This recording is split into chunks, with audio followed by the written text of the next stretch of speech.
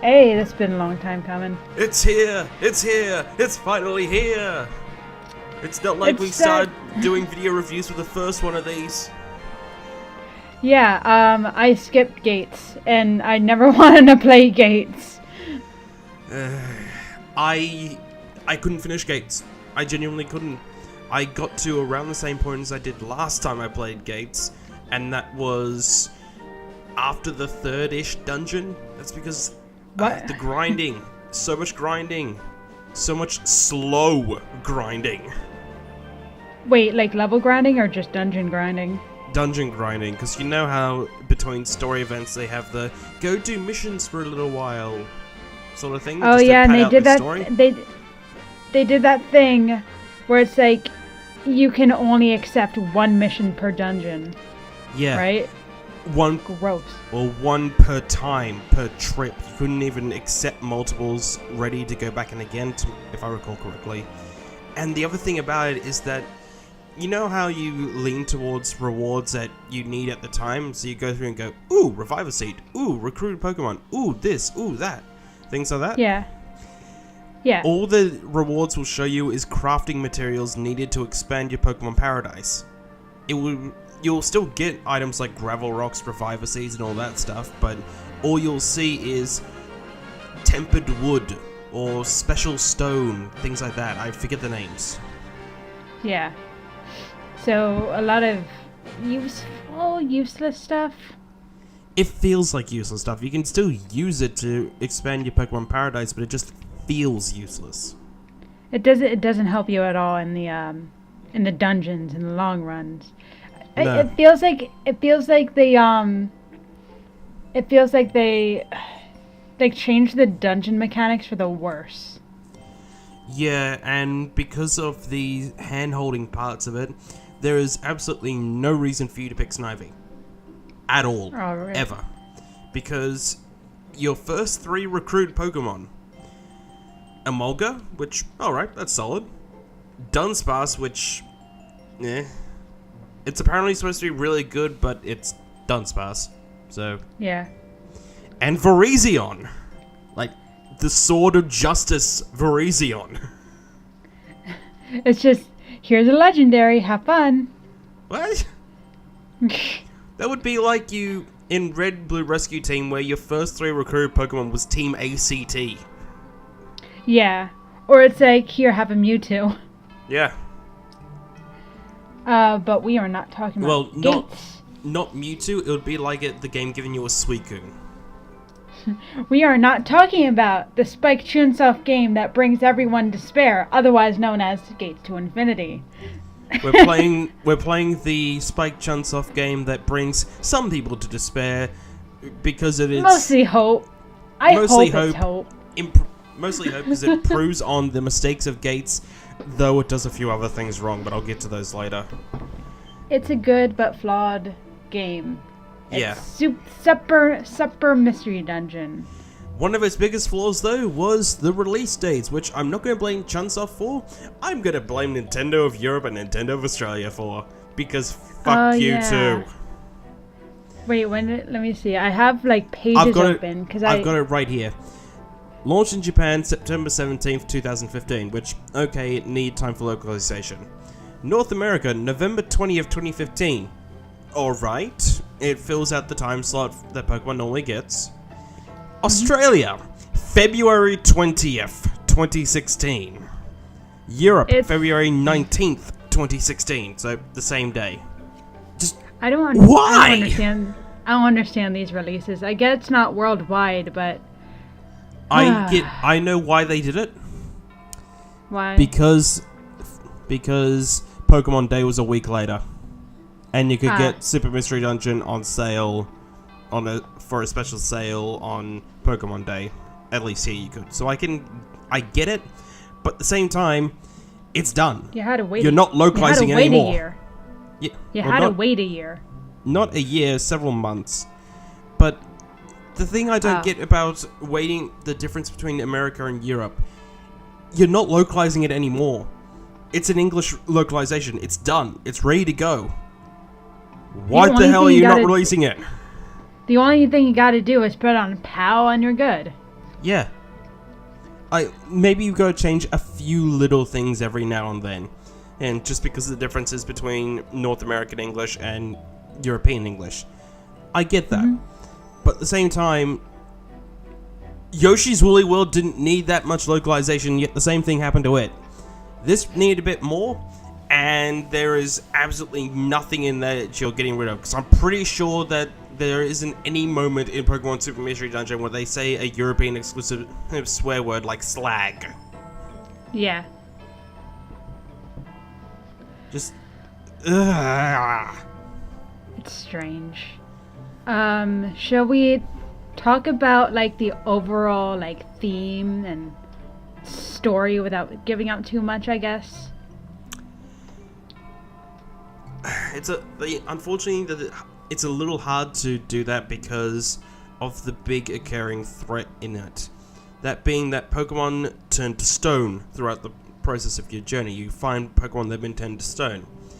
If you are at all familiar with Pokemon Generation 6, a little red and black bacon bird is suddenly floating in your head. Yeah, but even before I thought it was Yveltal, I was kind of confused. Maybe because I didn't understand that point of Yveltal, that he can turn things into stone. I think I watched Deontay after playing Super. So it wasn't too apparent for me. Got kind of annoyed seeing a Werelor at the bottom of the sea, but that's just me. Well, I started thinking it was Yveltal because of the fact that in Pokemon X and Y, the first thing you see Xerneas and Yveltal as are stone statues, to an extent. Right. So I started instantly making that kind of connection, which got reinforced when you realize that you're going to this place known as the Tree of Life. Yeah. Which automatically is raising the flags of Xerneas. It's a 6th gen game. Yeah. Just and then suddenly it turns out Yveltal is not the big bad and you're fighting a Kirby villain? Okay. Oh yeah, because it had the same ending as Gates, where you fight this weird entity rather than a Pokemon. Yeah, and for some reason with Gates it was an ice monster, like basically ice dark matter, and in Super Mystery Dungeon it's just dark matter. Yeah, it's literally dark matter. This game feels like Gates to Infinity done right, and even at the quote unquote done right, there's still some flaws to it. Yeah, I'll admit I struggle to go back to Super Mystery Dungeon because it has some great aspects to it. Like, I love how they handled recruiting Pokemon to an extent, but there are some small changes that they made which are pretty big ones. Yeah. I think, though, one of the things that I can say beyond a shadow of a doubt that I do love, multiple towns. Oh yeah, and it's not even just the multiple towns. All the towns, like their layout, I mean not their layout, but like what they have are essentially the same. So you don't need to go backtracking to town. You could just pick a town and do whatever. My favorite town to go to is Mist. Was it Mist Town or Mist Island? Mist Continent? Yeah. Mist Continent. Yeah, that's my favorite. Oh, that song is so beautiful. That whole area is beautiful. Yeah. Though, I'm going to sound like an absolute idiot with this. I did not make the connection that I believe it's Air Continent, Mist Continent, and Sand Continent. Because I believe Water Continent is the new place. Those three islands are the islands from the Rescue Team games, the Explorers games, and the Gates game. It took me a while to realize that too. I mean, it's not Pokemon Town or whatever, or Treasure Town or whatever Gates had. The moment that was pointed out to me, I thought, wait, why couldn't we go back to these places? Especially because this is the 10th anniversary game of the original Red and Blue Rescue Team. I would love to be able to go back to these places, especially because we see those Pokemon as part of the new Connection Orb. When you see Sunflora, I believe it is, Sunflora's one is the one that does it. in the connection orb, it's not just any random Sunflora. It's Sunflora from the Exploration Guild, or from Wigglytuff's Guild.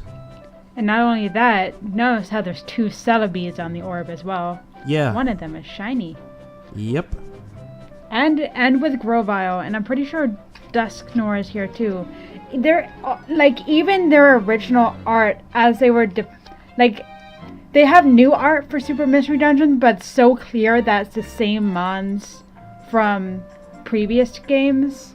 Yeah, especially when you start noticing the chains that the connection orb goes to. You know, even little passing references to the fact that Ampharos was seen in Explorers of Darkness, Time and Sky. Jirachi is the same Jirachi from Bidoof's side story in that goes to Wish Cave. That is amazing. Yeah. I love that. It makes sense for a game like this to be an anniversary game. I just wish it went a little further, because I would have loved to have gone back to Treasure Town. Yeah, I guess I didn't feel like rendering too many places, but if they changed like Grass Continent to like just being Treasure Town, that would have been a cool like remaster. Yeah, especially because you don't really need to go to the other continents very often. So I actually spent most of my time in Lively Town, the new place, and just doing dungeons in the Water Continent. So yeah, you don't need to go to it very often, and while I do appreciate the new towns that are there, it would have been nice if they were, or if at the very least, those new towns were the old towns again. Yeah. Can I talk about something with the connection orb I'm not a huge fan of, though? Sure. I get that I love what the connection orb does to making, like, gotta recruit them all much easier. I like that. The only thing I don't like is how party members act. Because you can't, like, it's not like the old games where you could just pick your party members and pick your team. No, it's just you and your partner are available all the time. Some mons are like, it's a Wednesday, I don't feel like going out today. Yeah, you're not the only one that hates that too, and it goes into the biggest problem I have with not only the connection orb, but the dungeons themselves. I swear, levels in this game feel completely useless. And it's all thanks to the connection orb. Wait, what do you mean? The first Pokemon that you can recruit in Super Mystery Dungeon is a level 50-ish Salamence. This is when you're still in Serene Village, the tutorial town of the game. You've only got Pokemon that are at most in the level 10s. And that's if you've been fighting everything, probably. So when I got this, I thought, oh crap, this thing is powerful. I'm not going to have any issue with this whatsoever. It dies in the next dungeon. How? What? How? Why did this level 50-something Salamence die, while the level 10 Torchic and Riolu survived? What? I don't think I ever... as much as I love Mence, I don't think I ever relied on that Mence because I didn't want to feel like be too overpowered.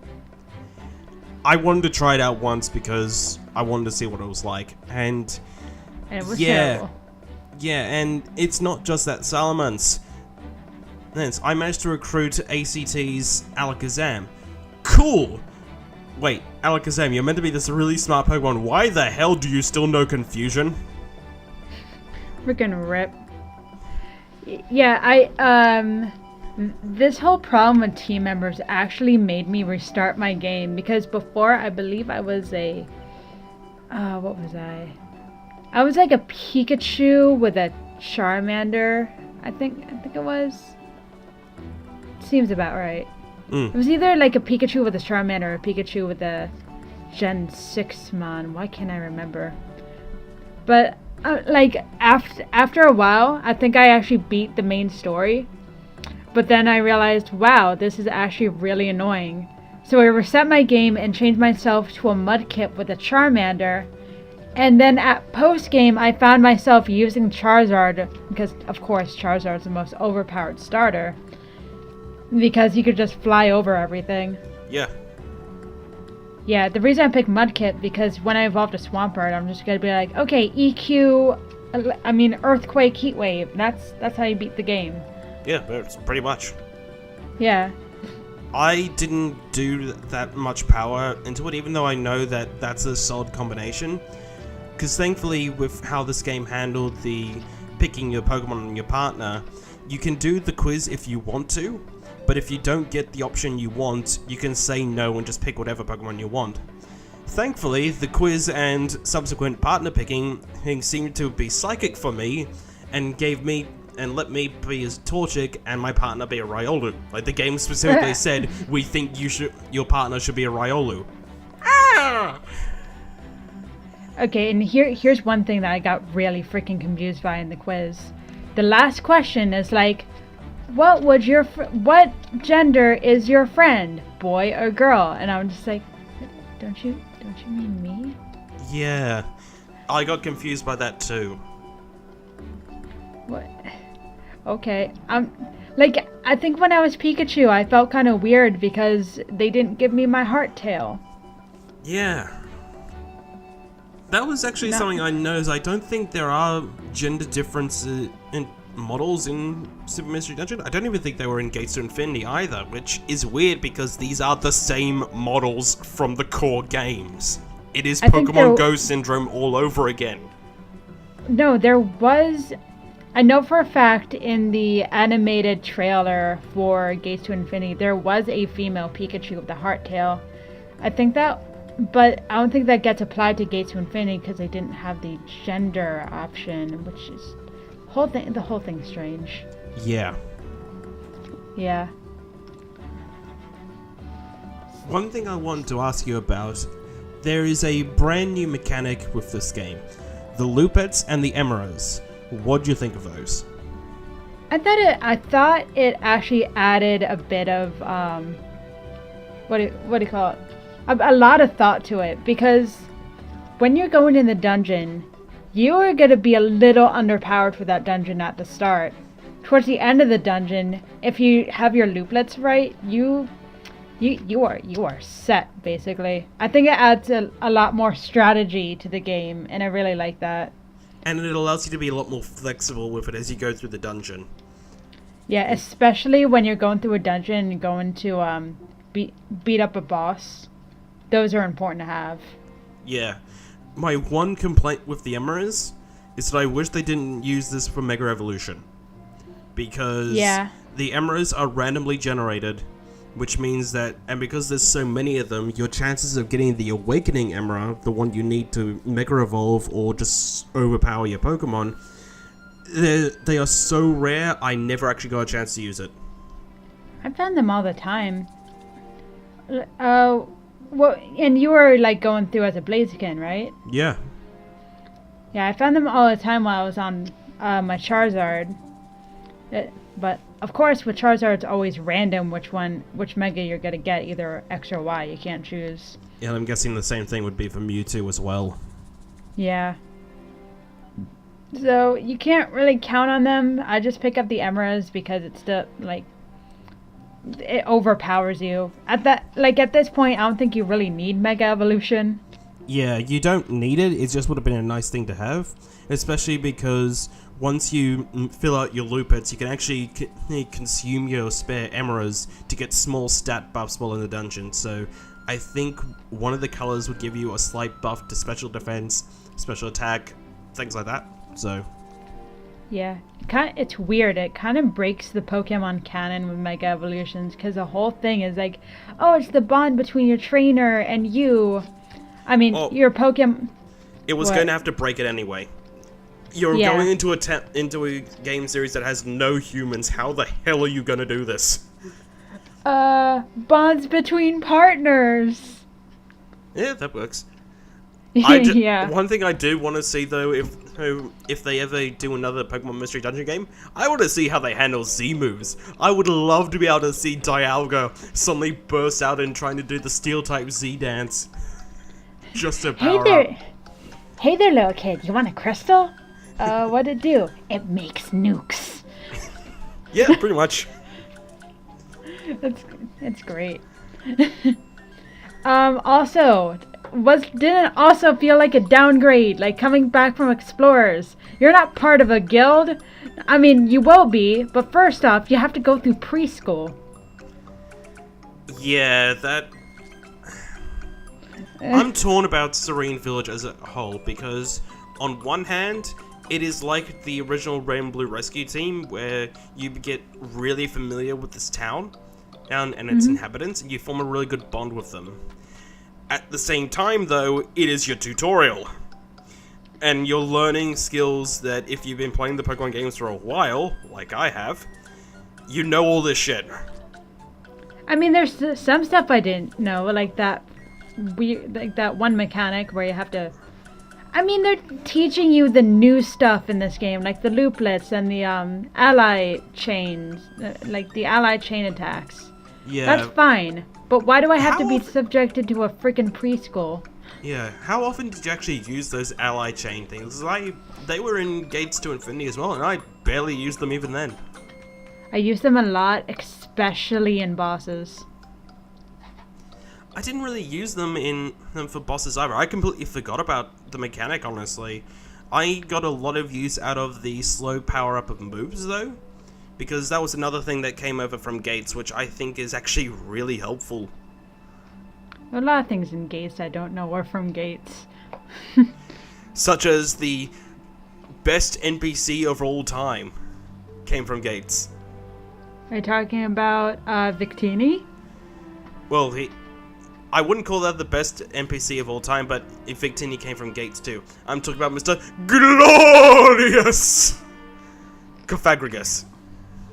Oh yeah, the friggin' bank guy. No, he wasn't bank. The gold he was bar gold. guy.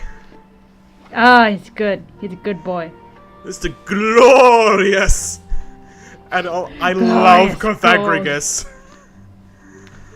He's a good boy. I have no complaints with Configurus except with his name. He is banned on Wi-Fi. Yeah. Right. I also love what they did for integrating the new Generation 6 Pokemon into the towns as shopkeepers. Halucha's Slam School. Oh, is an awesome name. Even though he's basically just your move reloader. Klefki handling the treasure boxes. I did not know I wanted this. It's an obvious choice. Yet it still works so well. I know. One thing I really love about Gen 6 as a whole is that they didn't really rely on their own mons, nor did they rely on like banking from Gen 1 for the most part. They relied on banking on like all the gens coming together. That's why their Pokedex is so small. Yeah. Yeah, so this game kind of like emulates that whole Gen 6 feel where you get like a whole bunch of mix of mons. And I love that. Which is especially true when you get to the Expedition Society, because you've got the main leaders / lovers. I believe the context for them is that they are actually lovers, being Ampharos and Marwile. But then you've got Dedenne, you've got Jirachi, you've got Weasel, you've got Archon. You've got Swirlix, who's just a glutton for everything. When, after 2008, was Weasel ever relevant again? Yeah. Here. I love that so much. Same here, and even going back into the preschool town, I love the fact that Gumi is just the victim of all the bullies, even though Gudra is one of the best dragons of the game. I love... He never evolved. Yeah. Well, when you consider the evolutionary line later on. Yeah. It's just because it's known as the weakest dragon of all time. I love Esper's relationship with the other preschoolers. I love the bullies being Pamcham and Shelmet of all things. Why Shelmet? That was such a weird choice. I don't know, yet I love it. I felt kind of insulted going through the whole freaking school thing. Yeah. I'm gonna cause the biggest, most awful, most tragic event in Pokemon history. How about that? Oh yeah. Also, as a part of the story, aliens. Aliens. Well, yeah. Did you ever hear Bohemian's anime cry? Yeah, I did. And I also saw that episode where the only reason why they couldn't hypnotize Ash, Jesse, and James is because all three of them are just so stupid. That's accurate. Accurate. Yeah. Do we spoil the ending of Super? Well, we've already said you fight, and that you have to fight dark matter, so. Okay, can I talk about Nuzleaf? Sure. What was Nuzleaf's plan again? Why was he evil? I don't know. He was like, I'm not picking that up. I'm not picking that up.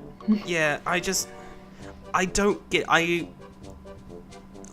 part of me was like, this guy can't be all that he seems to be, because I know from past experiences, dark types are never good in a mystery dungeon game. I kind of learned that the hard way with Dusknoir.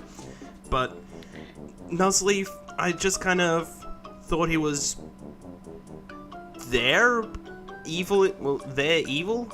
Just, I don't get it. I love the fact that.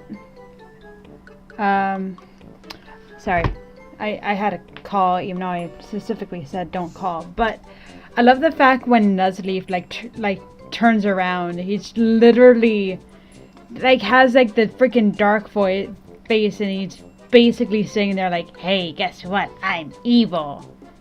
Mwahahaha. Everything I did was a lie." Now all that he needed was that super cheesy evil mustache that he twirls. Yeah, I mean, Dusknoir being evil. Oh, Nuzleaf that has the evil mustache, make it happen. Oh my god. I mean, Dusknoir being evil, it's like, yeah, he's a ghost type, but everyone built him up to be like this renowned person. Yeah. I mean, I guess with Nuzleaf 2, being being your caretaker, you putting your trust in him rather than like you going off of what everyone else is saying. At least with Dusknoir, he's like cool about it. He's like classy about it. Nuzleaf what? Teasers to Dusknoir's inevitable turn when you have those moments like, did he just smirk slightly when on the beach? Yeah, exactly. But when Nuzleaf does it, he literally goes mwahaha, like he's some sort of freaking cartoon villain. Look, I'm evil now. Exactly. And here I thought the evil traitor was going to be Pam Cham. Haven't you heard? I'm part dark type. Yeah. And then again, Pancham's dark as well, but he's actually a good boy. Yeah. Also, can we talk about our very problematic partner? Yeah, sure. I think they're enjoyable. At the beginning, they're like basically annoying the whole town. Yeah, and I should probably say that this is the partner's story in the same way that Generation 7 is a Lily's story. Yeah. This isn't like the original Rescue Team and Explorers games where, look, you are a human from another world. You are the hero of all time. This is your partner's story. You're just here for the ride. Which makes me wonder, like, why am I here and why did you call upon a human in the first place? Yeah, same. I forgot. It's been a while since I played Super. It would have made sense because later the reveal, the partner actually has more power than you expect them to. Why? A surprisingly large amount of power when you figure out what your partner actually is. Exactly. Would it make more sense for the partner to accidentally call upon a human to help them? Yeah, and just teasing it along the way, because my partner was Riolu, and I would have started instantly raising red flags if I saw a fighting type using a psychic type move, hint hint, nudge nudge, Or, like, imagine you had, like, a Chimchar or Bulbasaur even. It just doesn't make any freaking sense. Yeah. Makes me wonder that the canon starter should have been a Fennekin. That would have been interesting. Yeah. I think I wanted a Fennekin at first, but, just the whole thing with how the game works made me choose Mudkip and Charmander.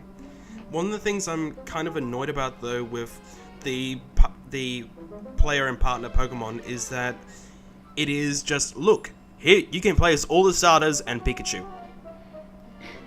And Riolu. Riolu's here and too. And Riolu. I don't think they could fit in any more Oddmons than Pikachu and Riolu. That's true, but at the same time, there are some that feel like they're genuinely missing. Pokemon like Eevee, like Marchop from the original Mystery Dungeon games. Some other Pokemon that just would have helped break up the fact that it's just grass, fire, water, grass, fire, water, grass, fire, water, grass, fire, water, grass, fire, water, grass, fire, water. Pick your grass, pick your fire, pick your water, you're good. Yeah. Yeah. I mean, I'm just guessing maybe they didn't have, like, a lot, or maybe it's because it's the, what do you call it? The freaking anniversary game, 6th Gen Mons, whatever. Yeah. What I can at least appreciate, though, is the fact that they actually gave you all the starters this time, and it's not like Gates to Infinity, where it's just Snivy, Tepig, Oshawott, Axew, Pikachu. I do like the fact that you can choose rather than just take a quiz. I mean, you can take a quiz. I do like the quiz part. It's like a randomizer Nuzlocke. Yeah. By the way, I know it's only for the story and you're not going to, like, keep it. I do love the fact that you get to see that you and your partner wearing a scarf, like the promotion, like, shows. Even though some starters actually look worse with the scarves, like if you have Chikorita, Toadette, and Bulbasaur, they don't wrap around their neck. They just look like two little spikes coming out of their neck. Yeah, which, while it doesn't work for some Pokemon, it just comes down to the original designs. I still love the fact that you can give them the scarves, and I wish that more Pokemon could have gotten it, because it is such a nice little bit of detail. I would have even appreciated it if it just stuck to the fully evolved forms of each of them. Like, imagine Raichu's scarf being on the tip of its tail. Oh, I would love that. Or maybe when after the story, but only for your stars, because they obviously don't feel like putting them on every single Pokemon model. Just matching up to the art on the box. What if after the story, because the scarves are important, after the story you just wear the badges? Yeah. Yeah, that would have been neat. I will say, though, Fennekin looks absolutely adorable with the scarf on. Oh, let me see. I don't think I have that on my screen. I just have the box art. No, that's Gates. That's Gates to Infinity. Gross. Oh yeah, because I was looking up something. Like, have you noticed how how same? You're right. You were saying? Yeah. Wait, let me see Fennekin. Aw, baby. Froakie's strange. Yeah, Froakie looks strange, but Fennekin looks adorable. Then again, it's hard to not make Fennekin look adorable. It's a small fox. True. The only partners I'm kind of confused with that wear the scarves are, like, Cyndaquil. I'm surprised he didn't burn that off. It's a magical scarf. It's magic. And how is Froakie? How did you get that behind? And there's no feasible way Turtwig did that on his own, because I don't even think he can learn Vine Whip to do that. Bulbasaur, Chikorita, Torchic, Mudkip, Turtwig, Piplup would struggle.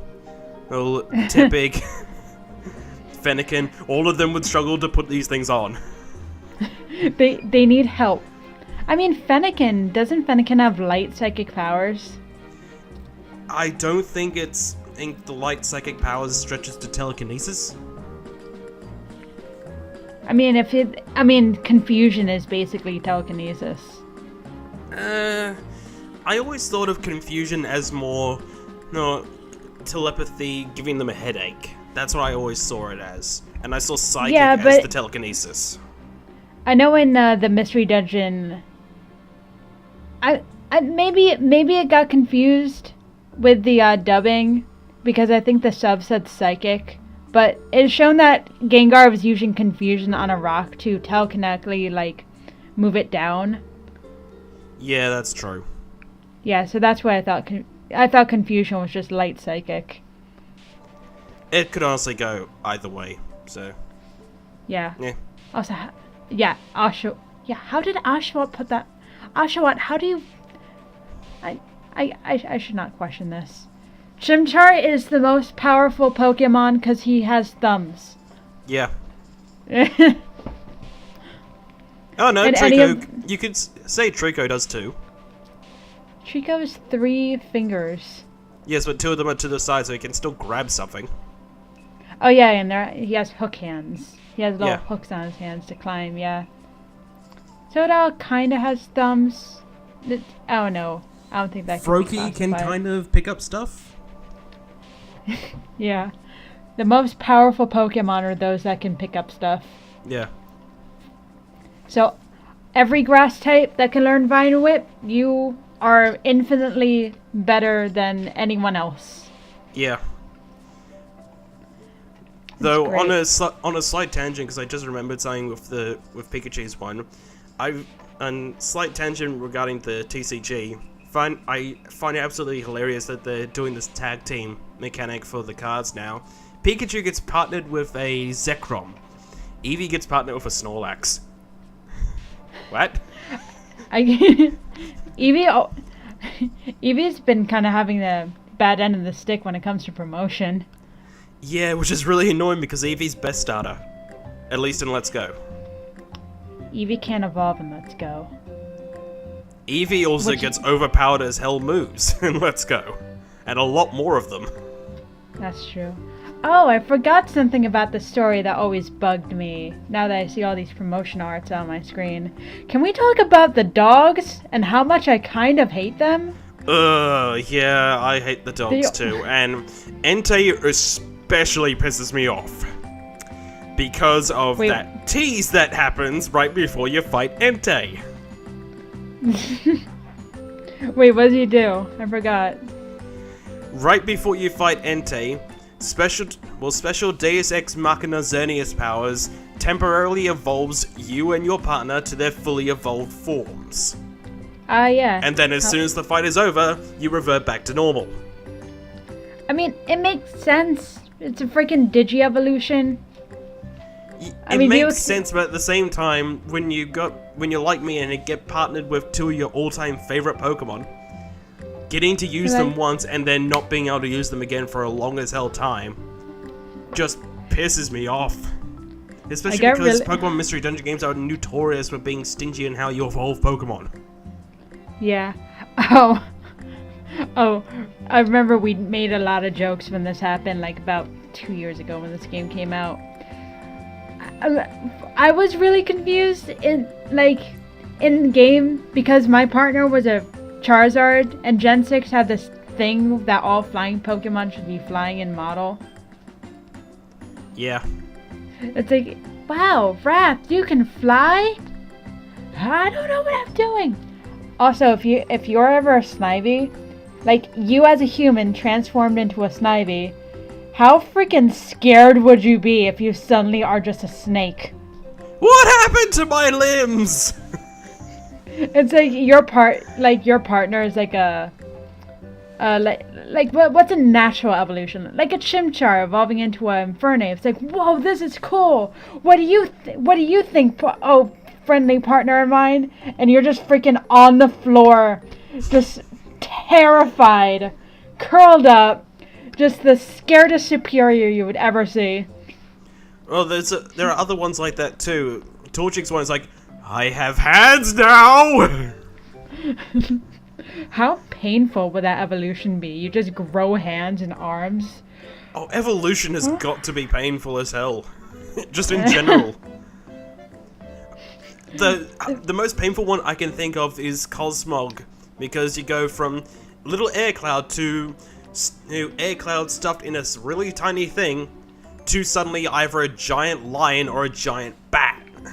I mean, that evolution is basically a supernova. That's true, but at the same time, supernovas is fucking hurt. Yeah. Oh, how sad would you be if you were a little Squirtle that's been proven to be a fast mon? I mean, if Smash was in it, any consideration. And then you evolve into this big, lumpy, slow turtle. Yeah. Or when you evolve into Empoleon and you've got to stop hitting things with your trident head. Ow, sorry. Ow, sorry. Ow, sorry. Ow. Why are these ceilings so low? Oshawott gotta get confused when he evolves. Why? What happened to my hands? Why am I a quadruped now? There is no natural evolution to Oshawott. I'm sorry. Like Oshawott... It's like that for a lot of them. Tepig, for example, goes from pig to walking pig to who brawler boar thing.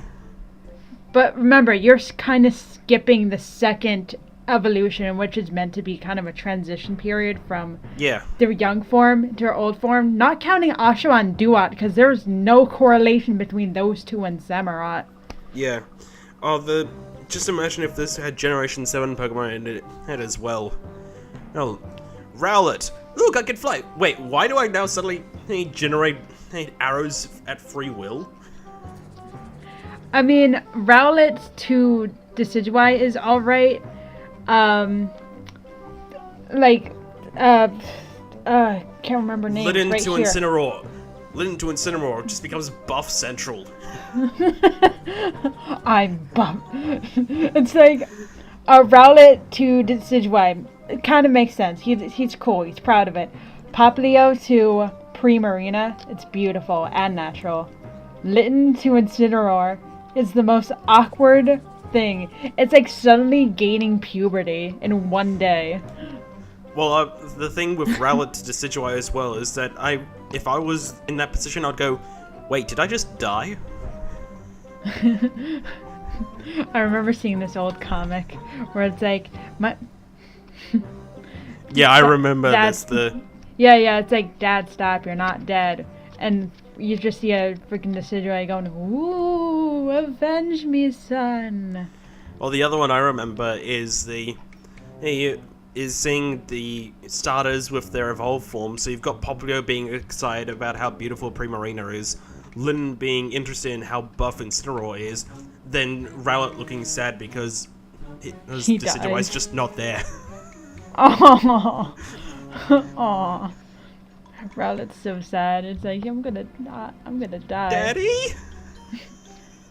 Also, I don't know if this got carried over to Gates or not. Just a little thing with the mechanics. Has moves like Razor Leaf always been able to like go past you in a narrow corridor? I think if it's being used by the partner, I believe so. Yeah, it was never like that in Explorers, and I got confused. Yeah. I don't recall using Razor Leaf very often because I don't think Snivy learned Razor Leaf. And Virizion learned Magical Leaf, which I think could do it originally in the older games because it's Magical Leaves. Ooh! Also, the fact that Virizion is like 10 times taller than everyone else in your party at that point. You could just ride her if you want. Yeah.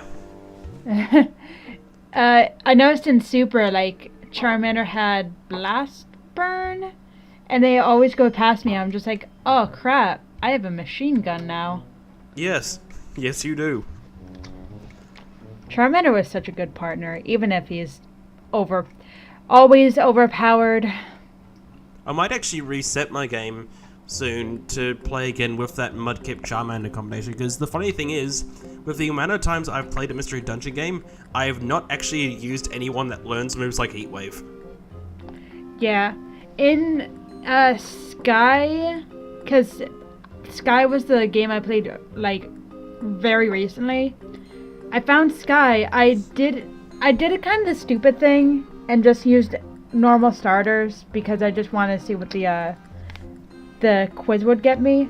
I ended up using Squirtle and Turtwig, which was alright, but nothing overpowered. Although we had a sick team, because after a post game, because you could actually keep any other third or fourth like member if you wanted.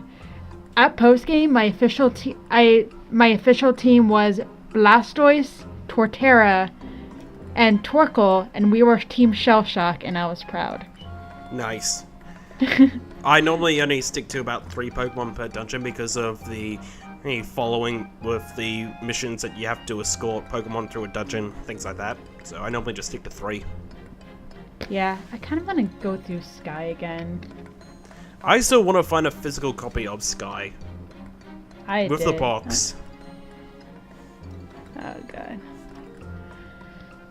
Well, the box will be kind of hard. I forgot how I found my Sky. I think I found it on eBay. Someday I'll have my copy to add to my collection. But for now, you rely on Cough emulators, Cough. Well, it's slightly better than how I played it originally, being an R4. Yeah. Because at least with the emulators, I can use the official emulator on the Wii U. I just don't like using emulators because I mean the emulators are fine. It's just my PC is trash. Yeah. That and it never feels normal or natural to play it on a computer for something that's designed for a handheld console. Yeah. I actually remember one point when I was in high school, I was playing Explorers of Darkness, I believe it was, on an emulator. We were in a presentation room for an event myself and a few others were working on, and for fun I plugged my computer into the projector screen so you could just see people watching me go through the hidden land. Just cause. Just cause. I'm guessing we you had were time a to kill, Torchic so. as well. I think that one I was either Turtwig or Chimchar. Yeah, I'm thinking this was when Darkness had just come out, so new starters and all that. Yeah, I think if I ever restart Sky, I kind of want to go with Eevee and Vulpix, just keeping the theme. All quadrupeds? Foxes. Yeah, true. Well, I don't. Does Eevee count as a fox? Yes. I never really saw Eevee as a fox, though. That's the thing. Let me go to its Bulbapedia. Eevee's evolutions were always based. I'm pretty sure they were always based on foxes. Let me see. I mean, look at the tail, even. Yeah, I can get it from the tail. It's just the face structure. The face itself doesn't look very fox-like. At least with Fennekin, because it's got the longer nose pointing out, I can easily tell that's meant to be a fox. The most fox-like Eevee evolutions, in my opinion, are probably Jolteon, Umbreon, because of their long noises, even Glaceon to maybe an extent, and Espeon just because of its, like, lore to foxes in Japan's being psychic. Yeah. And again, like, note Eevee's tail and ears. That's true. Yeah, I always seen Eevee as more of a fox Pokemon because it's not a cat, it's not a dog. I always thought of it as a ambiguous animal sort of Pokemon because of how distinct all of its evolutions are. So. Yeah, I thought the fox part also came from how adaptable Eevee was. That's true. Yeah. I go down to origin, it's like Eevee shares its traits with various mammals, specifically fennec fox, dogs, and cats. Could also be based on Golem, Scandinavian legend. Its shape of the dog weird. A mythical dog-sized Scandinavian creature with a coat of brown fur, a cat-like head, ears, claws, and a fox-like tail. Yeah, that sounds about right, actually. Yeah. So that's why I thought Eevee was a fox. Although, being Eevee, don't evolve into Flareon if you already have a Ninetales, because it doesn't make any freaking sense. Yeah. Just the golden rule Yeah. for Mystery Dungeon games in general, at least for me, is always have your player Pokemon be stronger type advantage-wise than your partner. But what if you're a normal type? Well, at least that's neutral damage. It's because if they get Yeah. confused and they turn around and hit you with one of their super powerful elemental moves, you're basically dead. I think one playthrough I remember a long time ago, I think my partner killed me and wasn't even confused. It just kind of aimed at me and hit me and I just died. Mutiny! Banned! I smell mutiny! Also, it's also weird in any Mystery Dungeon game to be a quadruped because it's like, I was a human once, and you're just standing on all fours all of a sudden. Yeah. It's I don't know, maybe strange. you're a human baby that just learned to talk. Fluent. Yeah. Well, a baby that can somehow speak fluent English. Oh my god. Okay. Damn, that's some baby. I know this is still Explorers, but can I just remind you that my partner was a freaking Turtwig with a stupid face, and at the end of the game he just goes, "The land of darkness will be simply wonderful." They... It's not even neutral face, it's just a stupid smile. I love him. I just think of Turtwig as always the herp derp Pokemon when he does the other emotions thanks to the Mystery Dungeon games. I love it, but it's just so durr. He's a good boy. Like, my playthrough of Sky made me appreciate Turtwig so much more. Well, I always appreciate Turtwig in terms of the Sinnoh starters because that was my first starter. Yeah. The funny story with it is that myself and a friend of mine, we agreed to do the starter trade-overs at one point, but because it took us so long to get through the game, or to meet up in order to do the starter trades, I actually got to Sunny Shore with Torterra before restarting my game just to get all 3 starters and do it all over again. My Empoleon is still quite a little bit overpowered. I think it got into the 90s before I stopped playing. Ah. Rip that. Is there anything else for Super before we go off derailing to other better Mystery Dungeon games? I'm not saying Super was bad, I'm just saying that Explorers is just a hard act to follow. Yeah, what I do think that Super does better is the presentation and the soundtrack. Visually speaking, I think this game is gorgeous. Though it is. I love the dungeon variety. I think the room layouts are a little awkward, but I love the dungeon varieties and locations. And the soundtrack, oh my god, that soundtrack is gorgeous. I'm so happy that they have this, not the Sky jukebox. I think it was like a different jukebox in Super, but basically they just have sound test. It's good. It's good. I also like right before coming on this recording, I was thinking about a conspiracy because going to Mystery Dungeon, I'm just like, why does it feel so different between Red, Blue, and Explorers and Gates and Super? And I'm just wondering, is this because of the merge? Because originally Mystery Dungeon was only Shunsoft, but then they merged with Spike. Now I'm just like, did Spike change anything to the team? I double checked the credits for mainly directors, and no, all the directors are the same. I don't know what freaking happened. I think a part of it is that they wanted to break up the formula, because the Mystery Dungeon games all play very similarly, and because a lot of people aren't a fan of roguelikes, they tried to make Gates and Super as approachable as possible, which I do think is a bit of a detriment, especially because of Gates' very, very long grinding sessions with the one mission at a time, and then Super's lack of just any real motivation to level up. other than getting new moves. I think the looplets were a really good idea for Super. It's just like, what made Explorers to me? It's just still so like replayable. I want to restart my game, but I feel kind of bad because I never got Kecleon. I will say beyond a shadow of a doubt, Explorers of the Sky is one of my all-time favorite games. I think the refinements they made to the Rescue Team games in order to make it a bit more streamlined work very well, because a lot of it is quality of life stuff, expandable inventory, a full heal before you take on the bosses, things like that.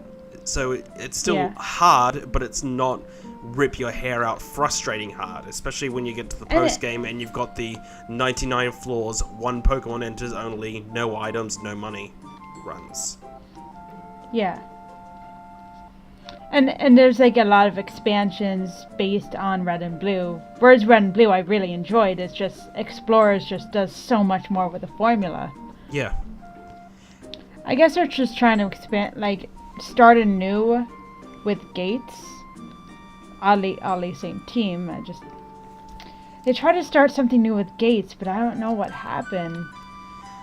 There's stuff in all of the Mystery Dungeon games that I think can be saved, brought over into a new one, and if you can get that magic combination just right, it could be an amazing game that could even beat Explorers of the Sky to me.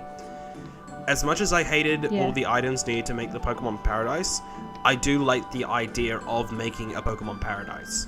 I just wish that the items you got meant a little bit more than just building materials, and you could see the rewards you get for building material wise and dungeon wise. I think the fusion, I like the multiple town ideas as in Super Mystery Dungeon, traveling to all these different places, seeing all these other different Pokemon.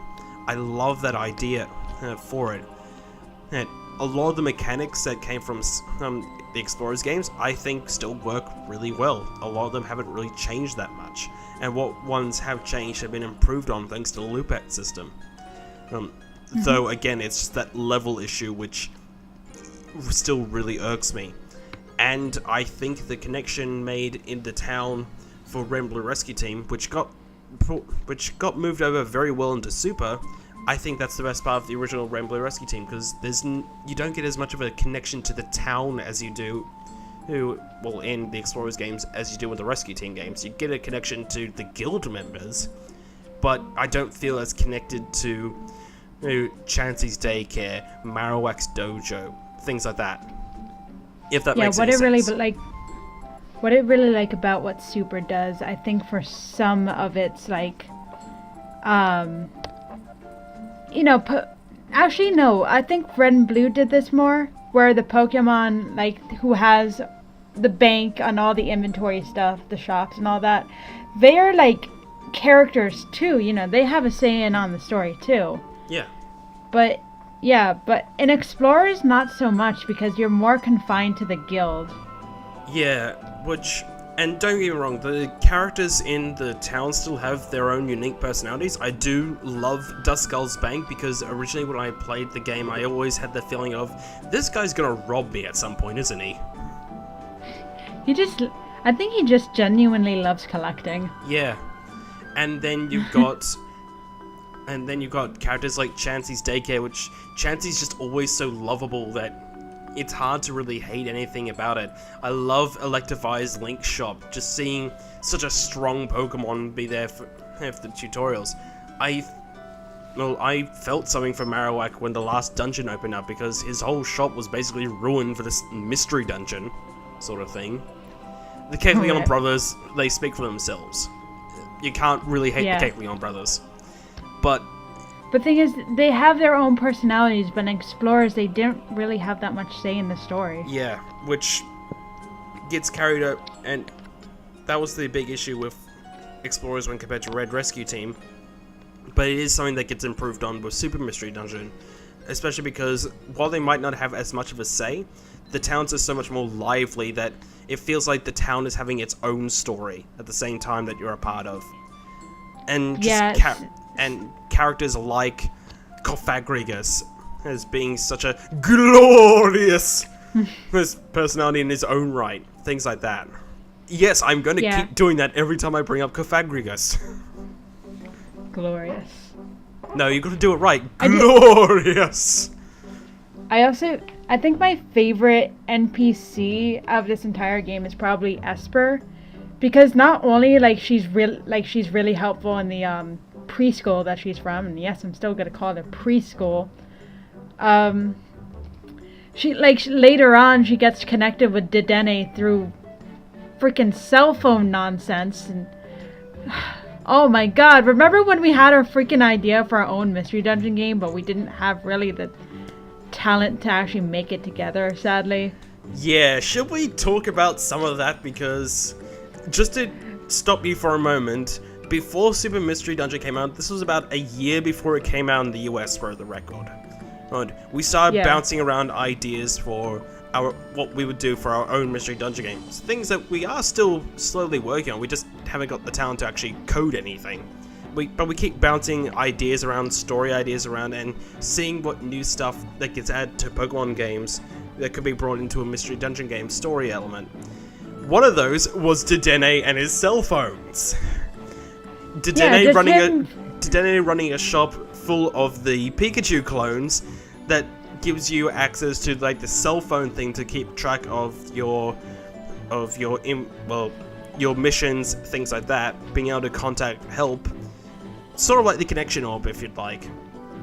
And then the other Pikachu clones would work on programs and apps and expansions to it. So... And when you go to Super... When Super freaking came out...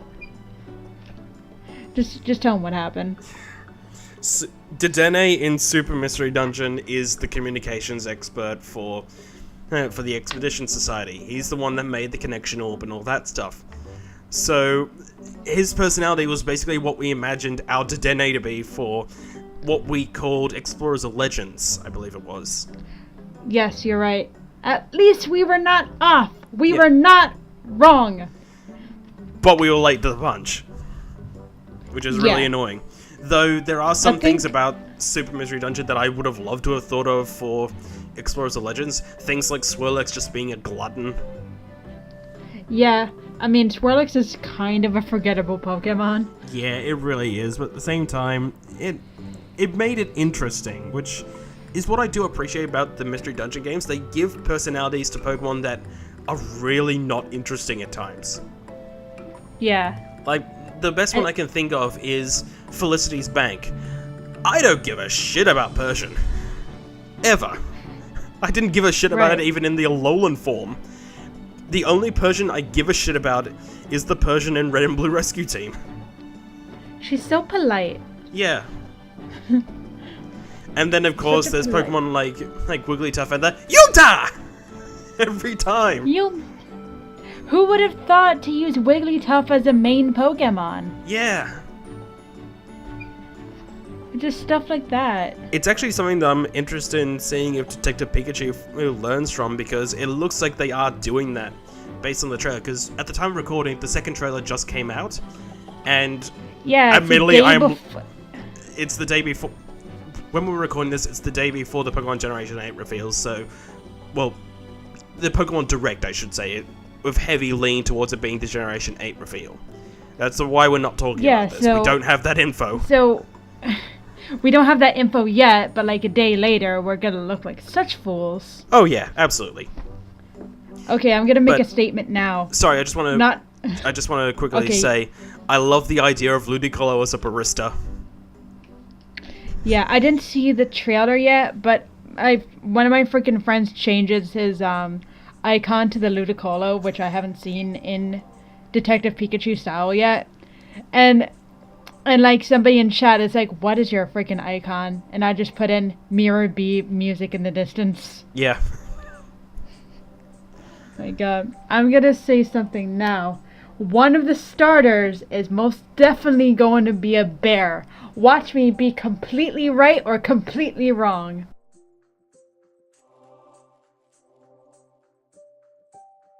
I'm guessing that they're probably not going to do that if the rumors of it being the UK are true. But at the same time, we're still waiting on a dolphin Pokemon, so, eh. So, like, what... Just name an animal that you think one of the stars would be. You even have to say, like, is it going to be grass, water, or fire? I think a dog. Yeah. Because Did we ever have a dog poke? No, we haven't yet. We've had foxes Well, and the like. Oh, well, Yeah, starter Pokemon, I should say. We have had dog Pokemon, like, we've had, like, Rockruff, Lycanroc, things like that. But in terms of a starter, we haven't actually had a dog starter. If we are gonna get a dog star, it's definitely gonna be a fire type. Unless you're going... If I'm right, I'm gonna write this down, and if I'm right, I'm gonna freaking scream. Fire type. Star. Okay, there it is, all written down. Watch me scream tomorrow. Well, I won't be able to scream because the Pokemon Direct's at 1 in the morning here. That's simple. It's not like you have to wake up at frickin' 7 to watch. I haven't been able to sleep correctly in in weeks. You're not the only one, though. I've got a different excuse from you. My excuse is my job. Having shit hours. You have a real job. You have a real job. I'd rather your job because being able to work in an arcade is really fun. Just saying. Yeah, but I mean, what do you mean about shit hours? Because I barely get any hours. With AV work, your schedule has to accommodate the clients. So what could be convenient for the client to start at 9 AM and not finish until 10 PM, just for example, could mean a 5 AM start for you and a midnight finish. Yeah. I actually had to turn down one shift that would be happening next Saturday that was 11 PM to 8 AM. Ugh. Had to turn that one down. Are you getting paid hourly? I get paid hourly, but I get paid hourly, but I don't get bonuses from working late and things like that. Overtime. Yeah. You don't get overtime. Nope, because I'm only a casual. Still, though, I get to go to places like the zoo. For free. You go to a lot of weird places. Yeah. When I was playing Pokemon Go, I'd actually send you and others as Pokestop gifts is from places I've gone to, and because you can see where I've gone to from them, you'd get things like random sports statues, there's animal exhibits from the zoo, things like that, just because I've been in that area for work. Yeah. It's good if you're playing Go. Yeah, I just haven't been playing Go lately at all. I can't be bothered. Yeah, I turned it on today. It was alright. I got myself a Smeargle. I just don't feel like getting Melmetal. Nor do I. I've got Meltan. I've got a few Meltan. It's just that I've caught everything in Let's Go Eevee. I don't need to transfer anymore. I'm confused. Is Melmetal a Gen 7 poke or a Gen 8 poke? A Gen 7, I believe. Because I think Let's Go Pikachu and Let's Go Eevee are considered Generation 7, so... Okay. Yeah, I thought it was one of those, like, next-gen leak pokes, you know? Yeah. That's something I'm surprised that they haven't done for the Mystery Dungeon games for a while, to get back on tangent. Because in Red and Blue Rescue Team, you could see Weavile, Lucario, Munchlax, and Bonsly in Red and Blue Rescue Team. I kind of want them to do that again, to be honest. Yeah, what was the last time they did that in, like, Gen 4, right? I think it was only in Red and Blue Rescue Team. I don't recall any Generation 5 Pokemon appearing in the Explorers games. To be fair, Gen 5 going to Gen 6, there was a mid-period where you saw weird pokes like Helioptile. Yeah. Like in the anime, but I think that was the only time you would ever see something like that. Yeah. It's strange. It's something that I would like to see them do again because it adds a level of mystery to this, because this is supposed to be a Pokemon world. So seeing Pokemon that you don't know who these are yet. Just seeing them there, like, they're just normal. They're a part of they're a part of this world. I'm not expecting them to go and get in Game Freak to give them every single next generation Pokemon to use in the game. Sorry, that's stupid. But giving them access to a special Pokemon that they haven't officially announced yet, and just left in there as a secret. Yeah. I mean, it's like, from Gen 1 to 2, you basically got... I know there are some other Gen 2 Pokemon, like Snubble, as I call it. Snubble, Meryl, and Togepi were, like, the Gen 2 leaked. Like, I call them leaked because they... Wait, what? Ho-Oh in the first episode of the anime. Yeah, exactly. Like Ho-Oh. I call them Poke Leaks because it kind of leaked into the other generation. It's not like it's not like saying, oh, these Pokemon were leaked. No, they leak into the previous generation. Yeah, and then Gen 2, Gen 3, you had Pokemon like Kecleon and Blaziken appear right before Ash, well, during the build-up to the Generation 2 Pokemon League. Yeah, Gen 3 to Gen 4 was cool because you had Munchlax and... Bonsly, Lucario, Weavile. You had them all over the frickin' place. Like, I think from Destiny Deoxys onwards, you were seeing Generation 4 Pokemon.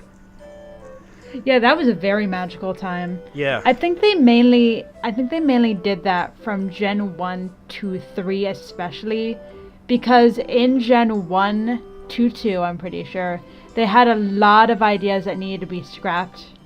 Like a lot of Betamons that needed to be scrapped. Yeah. I kind of hope in the reveal of all these Betamons that they've shown with Gen 2 and Gen 1, I hope that their designs get more carried over to, like, inspiring Gen 8. I would like to see that. Sadly, we don't... There are some that I don't think need to be brought over. I don't think we need to see Gorochu, for example. I think we need Gorochu. I think we need Gorochu. But I like my Alolan Raichu. We need more Pikachu. No, we don't. See, Pikachu and a Gorochu, you have to get the Chew Stone to evolve. Okay. And it will be electric fighting.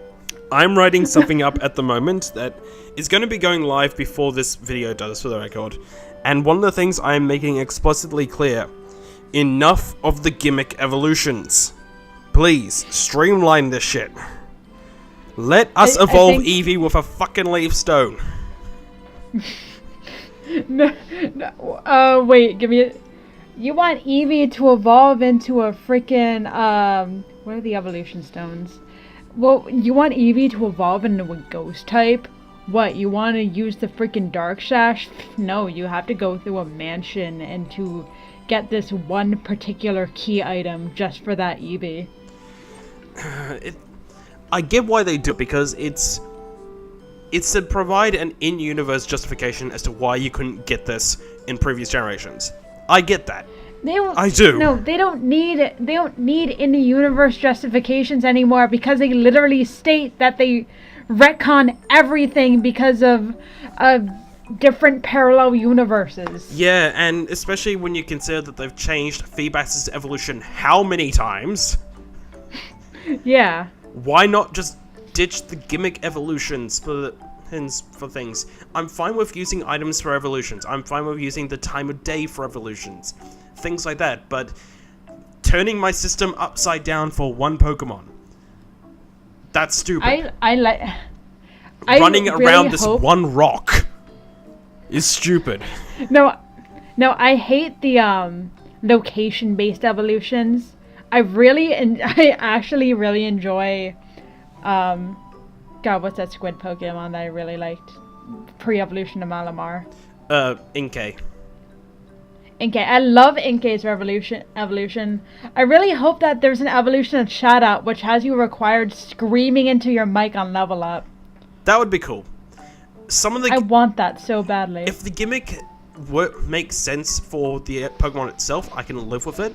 And location evolutions I can understand, because a lot of the time it's just going to this one dungeon, for example. And just leveling up in there.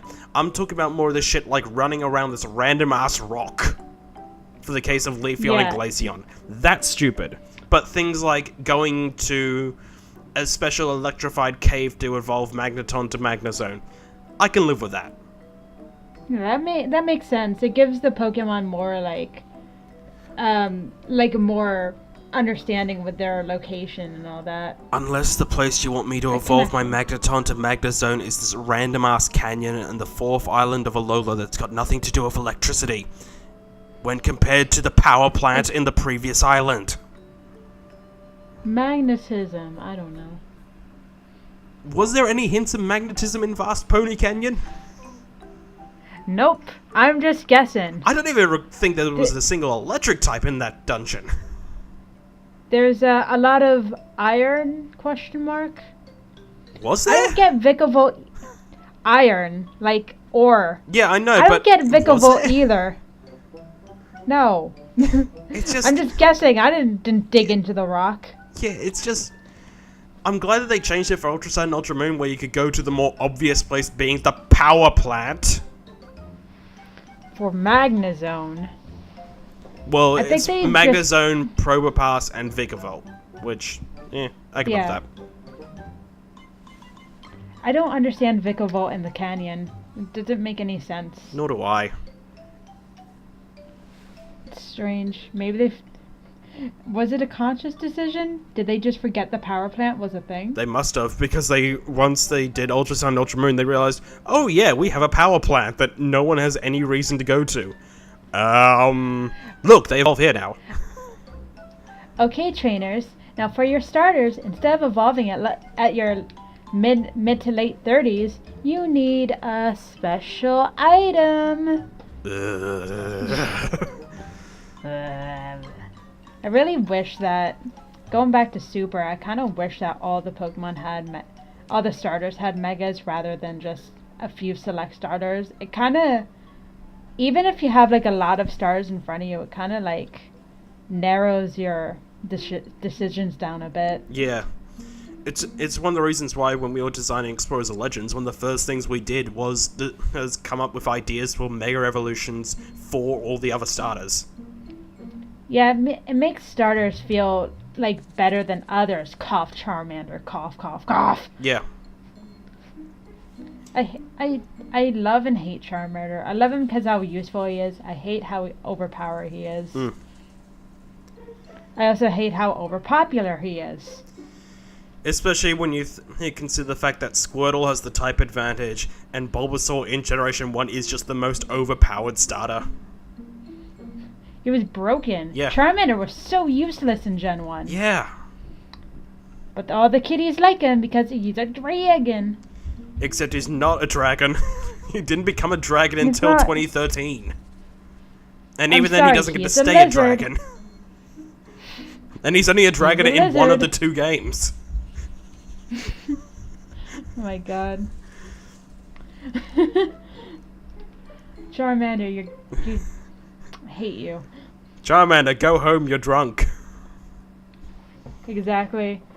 This is why I really want to start with the grass type, because I feel like all the grass types kind of get the short end of the stick in terms of popularity and usability. I always bounce around between the 3 of them depending on the designs of them themselves.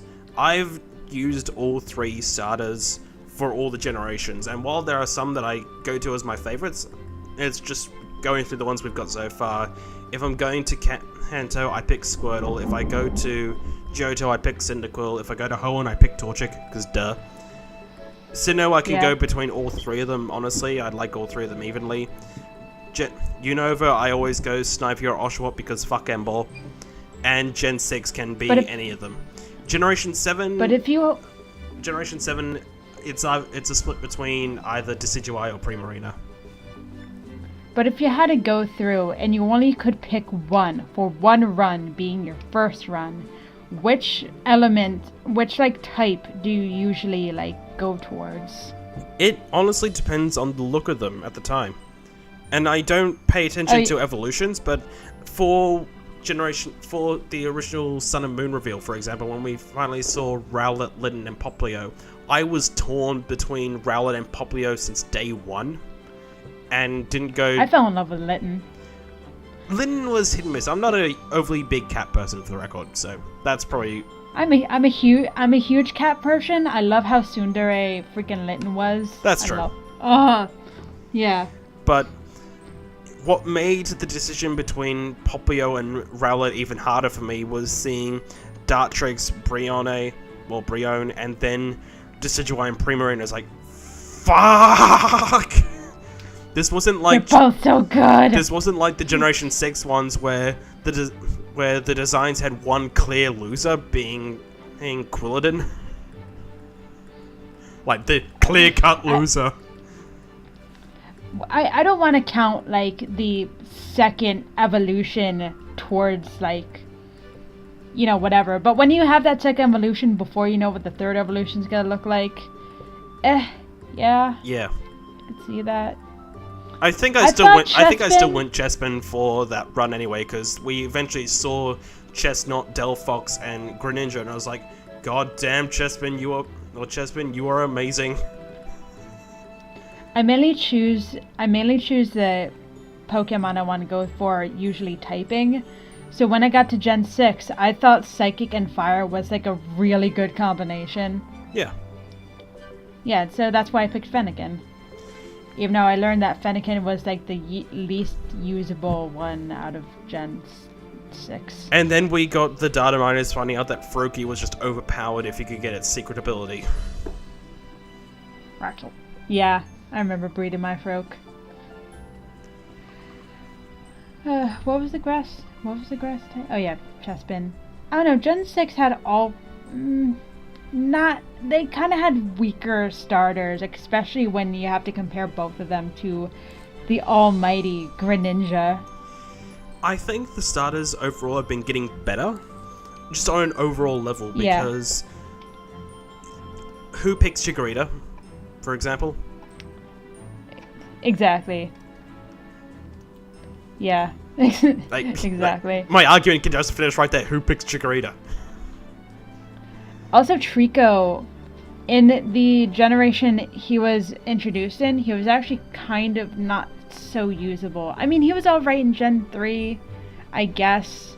But I used Trico on a recent run of Emerald. A very weird run of Emerald. A strange run. You know that run I was talking about, right? Yeah, I do. I can summarize my view of Trico as such for Generation 3. Trico was really good in Pokemon Sapphire. And that's it. Yeah, that's it. Yeah, I used Granted, Trico and Emerald. Granted, it's better than Torchic, who's just useless on all fronts, but at the same time, fuck you, Blaziken's awesome. Yeah, I always liked Swami. I just want to change because I never used Trico before. Yeah. And he was just not that enjoyable, especially towards the end of the game, because he didn't really get much besides like Leaf Blade. Maybe it's his typing. Maybe it's his more shallow move pool. Yeah, and at the time there wasn't too many physical grass type moves. You really only had Leaf Blade to work with because Trico is a more physical grass type Pokemon, which is you mean at the time of Gen? At the time of Generation 3. Of Gen 4. Well, no, Gen 3 and Gen 4. 4. Yeah. No, not Gen 3, because Gen 3, all the there wasn't the physical special split. All the physical and special moves have to deal with typing. So when you're using grass types, it's always going to be special no matter what. True. Which makes no sense whatsoever because most of Trico's stats are physical. But alright. Yeah, it doesn't make any sense either. Yeah. It doesn't really have that. I don't think he had a lot of physical typing moves to work with in that generation either. And a lot of them were not very helpful. Like, he got moves like Slash, which, alright.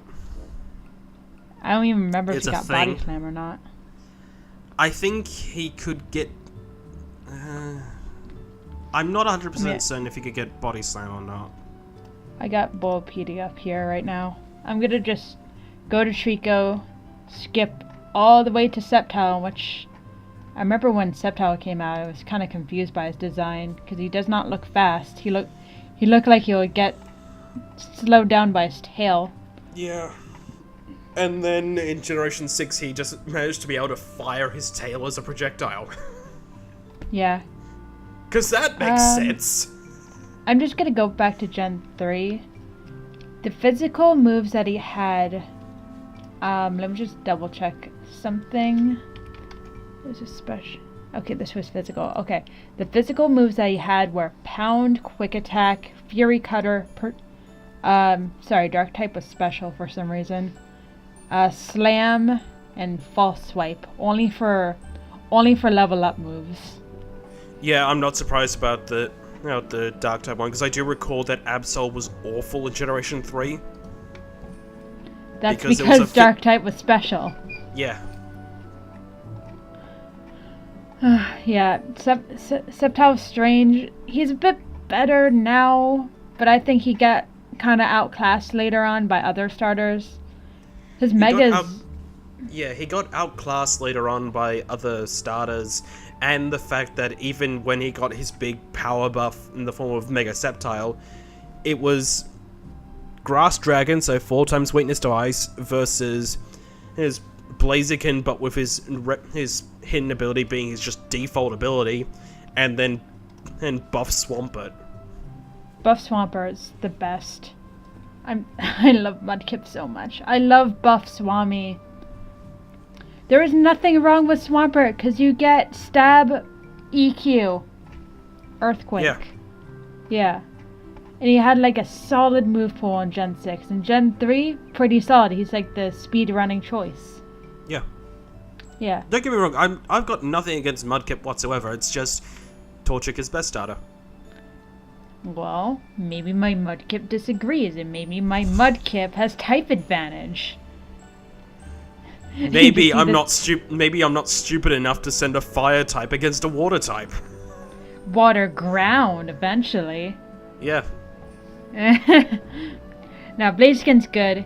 He actually kind of benefited from this physical special system that was not in place yet in Gen 3. So he can utilize both special fire types and physical fighting types. But so did Mudkip. Yeah. So did Mudkip with water ground. Trico was odd because he was pure grass. Yeah. And then suddenly became Grass Dragon of all things. Do you think we should get unique typings for future stars, or do you think you want to go back to the Gen 2 ways of where everyone's pure fire, pure water, pure grass? It's complicated to an extent, because the big thing about the dual types is that they give you more options to play around with. And I often find myself choosing more dual type Pokemon over mono type Pokemon just to have a wider coverage. So, but at the same time, at the same time though, the starters are meant to be your bread and butter. Here's how you learn how to play Pokemon. So them staying as monotypes makes sense. So I really hope I don't know. that it is complicated. Yeah, I really hope that starters see much more usability, especially in the competitive scene, because I love being able to have my starter for my adventure and maybe even breed it, or just still use that starter in competitive, like how Greninja is really good, or how Go Away Charizard, or like how Mega Swami is useful. Yeah. What's a type combination you'd love to see in the next generation? Before we get any news of it whatsoever, what is a type combination, maybe even starter type combination, you would love to see? I think I actually posted a tweet earlier today. Let me go back to it. I was talking more so about subverted typings, where you know how you kind of more so expect some types to be together with other types, like water ice, for instance, or water ice, grass poison, firefighting are the least most subverted types. Yeah. What I posted on Twitter, I was kind of confused about the grass one, but I think this would be cool.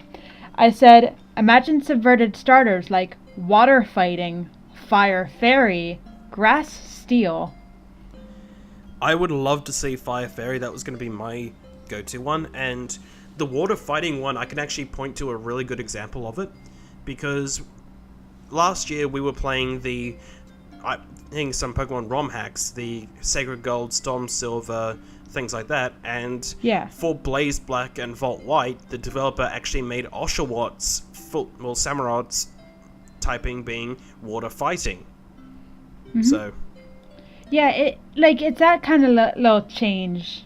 I mean, there are water fighting types already existing, like Poliwrath. I think we need more. I swear Krabola was water fighting at one point. I swear it. Because it's a blue Pokemon that boxes. So like, oh, come on. It's a blue crab. Yeah, it's a blue crab that boxes. Yeah. What would you think of a Grass Steel? That would be cool. As a starter, it would be interesting. We've already seen a Grass Steel type, though, in the form of Ferroseed and Ferrothorn. Oh yeah, I forgot about that. I thought it would be like an ancient-looking Pokemon. I would still love to see that. Especially after the Detective Pikachu thing, as another Pokemon that we see just in a one-off shot, not even on screen for a second, is their form of Golurk. And that thing looks gorgeous. I love Golurk. He's such a strange mon, but I love him. The thing with Detective Pikachu is that a lot of the Pokemon designs are being very hit and miss. You're either going to have Pokemon that are going to look really good in live action, or Pokemon that just aren't. Not live action, CG. Well, live action aesthetically. They're designed to be working off of real people, so live action in that regard. Plus, they use real puppets, so... I like what they did with Psyduck. I think Psyduck looks very appropriate. Psyduck looks good. Psyduck looks good. Charizard looks good.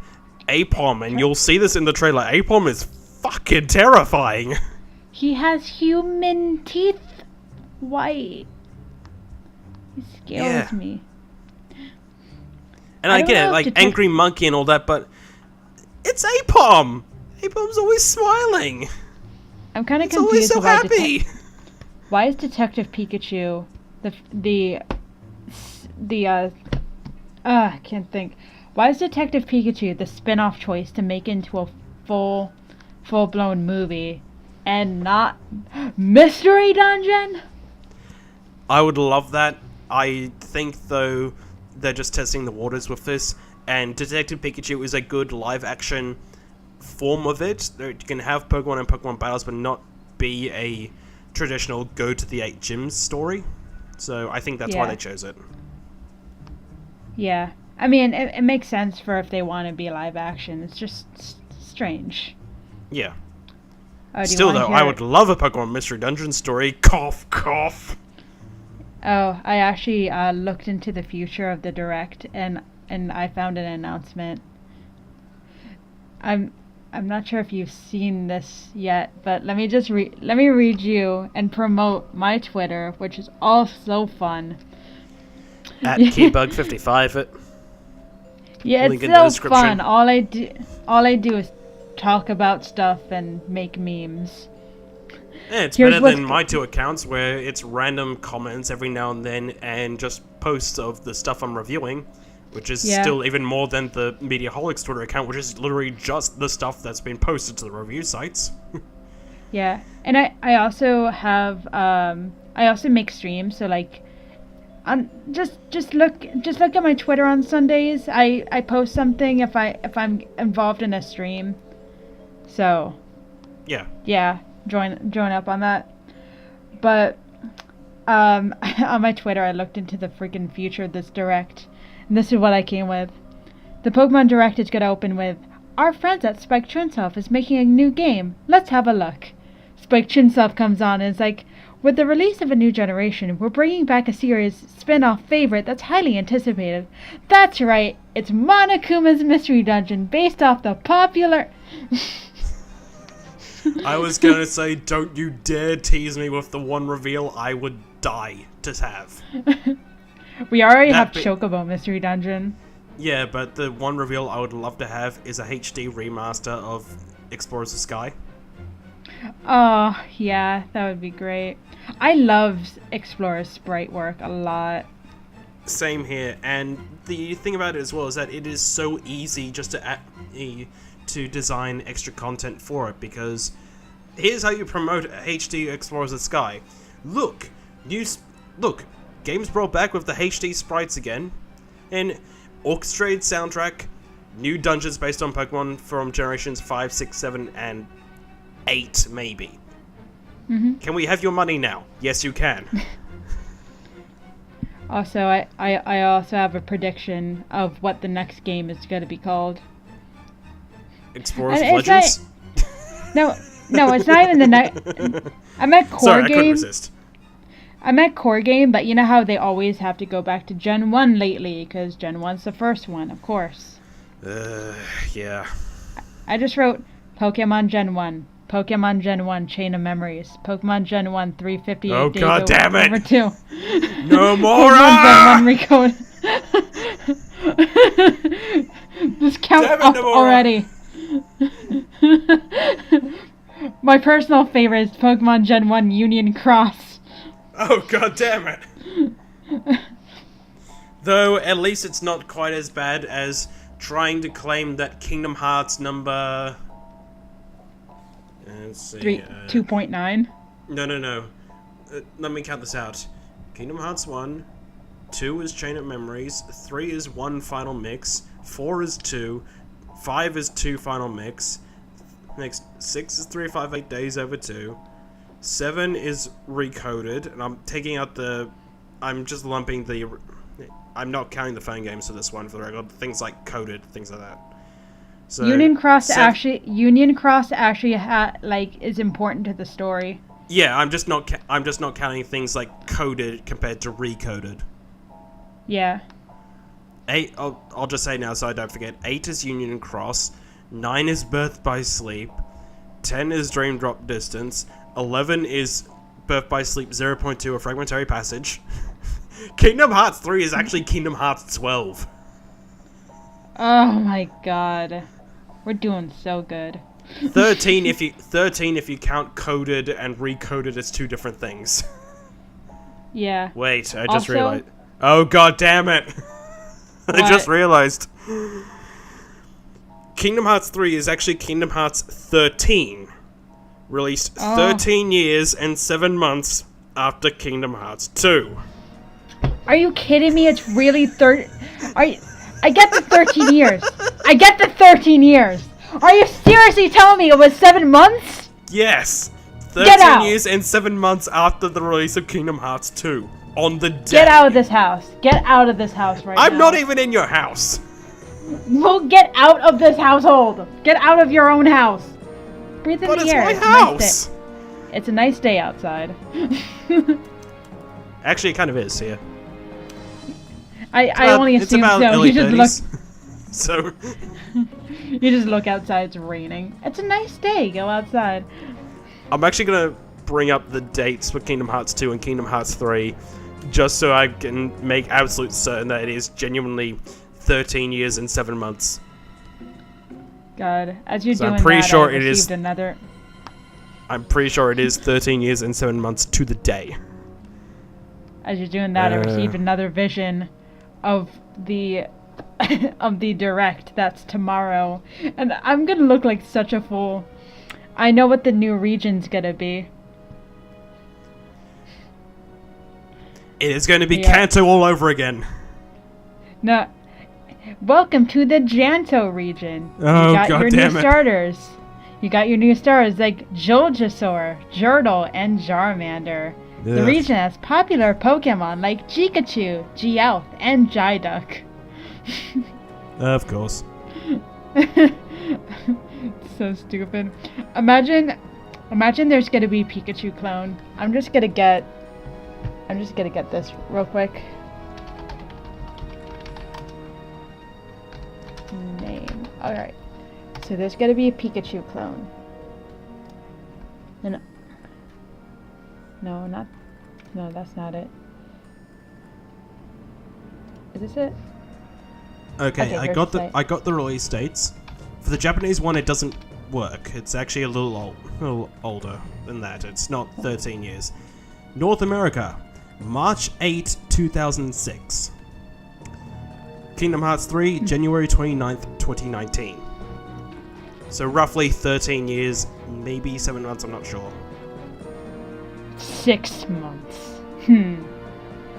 Alright, I got Pikachu's new, like the Pika clone's new name. Their name is...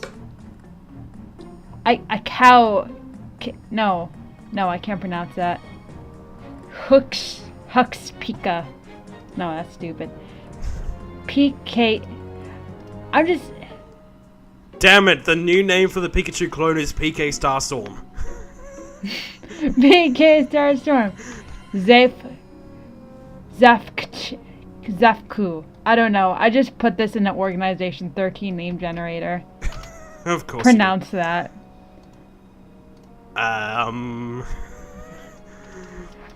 Zaifku? Or how about this one?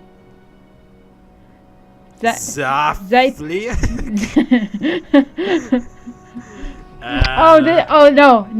No, this is even better. Hakizup.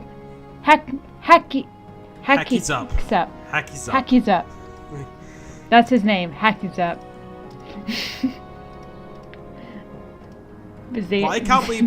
Why can't we follow the same trend as things like Axel and Roxas, where it's just the original name backwards and an X somewhere in the middle? So hang on a second. Oh. What would be mine?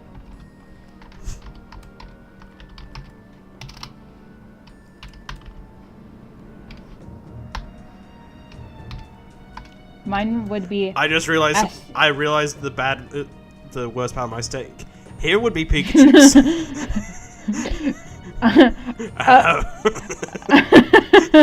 Uxcapic. Okay. I just did mine in that fashion, and I got Ramps. I don't know what that ending is supposed to be. I mean, Axel's was like a short name. That's why they were able to do that. At least mine's pretty simple. Maxel. Yeah, my name's freaking 7 letters. Help. Someone help? I can't say my own name! And it has ass in it! I mean, you didn't put it at the... You said put it at the end. Somewhere in the middle. Somewhere in the middle for my one. Okay. Because Axel is just Lee with an X somewhere in the middle. Roxas is just Sora with an X in the middle. So. Yeah. Asiraxen. Like this, what I did. Asiraxen. That at least kind of works.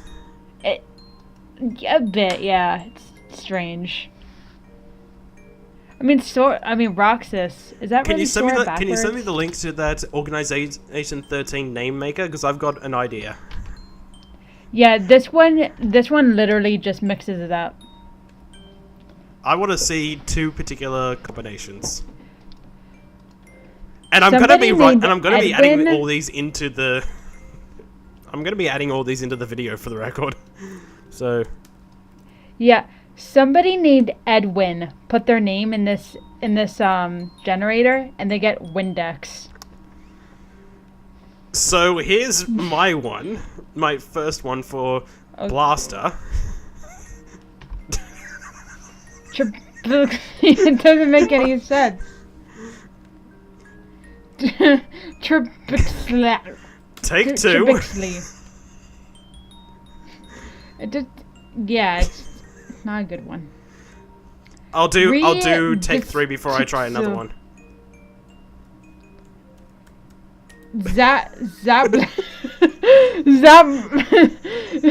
Oh god. What if it was like Xtablers? The Tablers. I could live with that. The tabblers. Oh, you should see the ones I'm pulling up now. Hang on a second. Oh, jeez. For the record, I'm using We. the full one of yours. Okay. K-Bug 55. Why do you have to add it?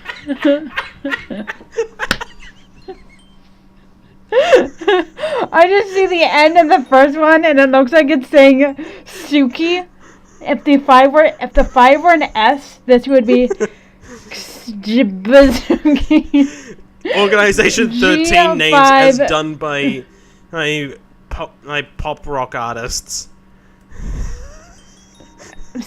I really like this 5EUKY pronounced Suki. Like, mark my words, I'm gonna make this a freaking character. Like, out of context, I'm gonna make Suki a freaking character. Fair enough. For the record, here's your one without the numbers. The first 3 I got. Oh, jeez. Ibukyug. Ebooks. What? I don't know. Ibukigs. It would make sense if it was Ibuki, like EBUKY, because that's an actual name. But then it just goes XG. Ibuki XG.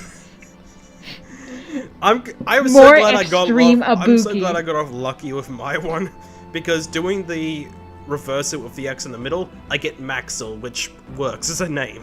And I got off easy. It works. Yeah, my name's long. Alright, second one.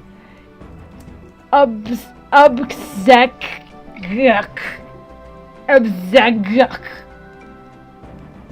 Yikebs.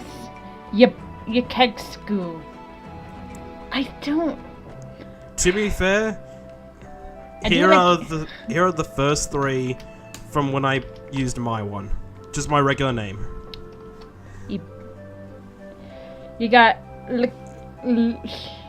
Melixai. Lixima. Milady. Melixai. Lmax. Lmax, the newest version of IMAX.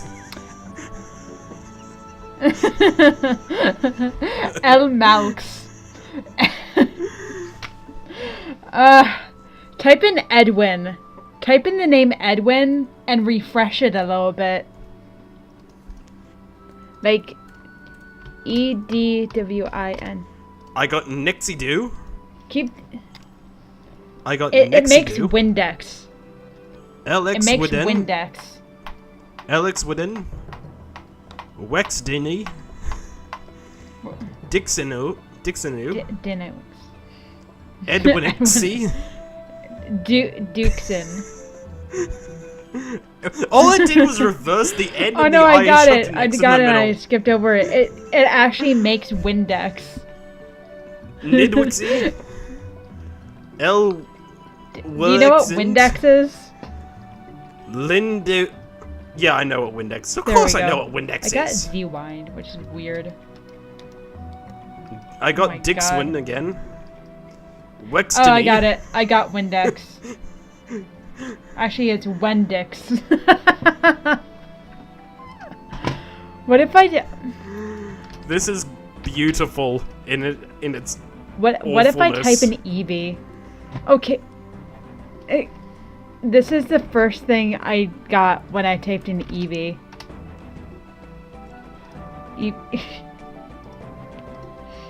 Here's what I got.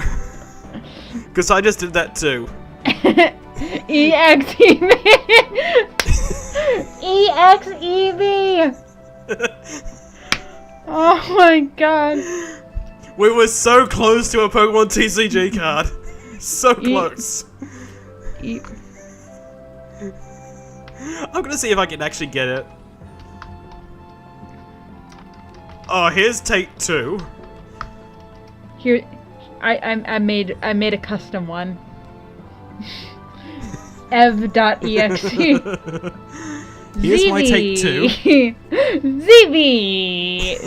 3 V's. Oh, I think I won. I think I won. I think I won. Read that. Vixie. Vix- Vixie. Vixie. Oh God. It got better. I bumped my. I got bumped my ZV mic. again. Look what I sent you. Yeah, I saw that.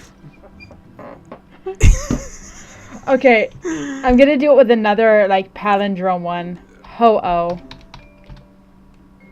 Wait, I'm just gonna keep doing this until I get EVEX. you. I.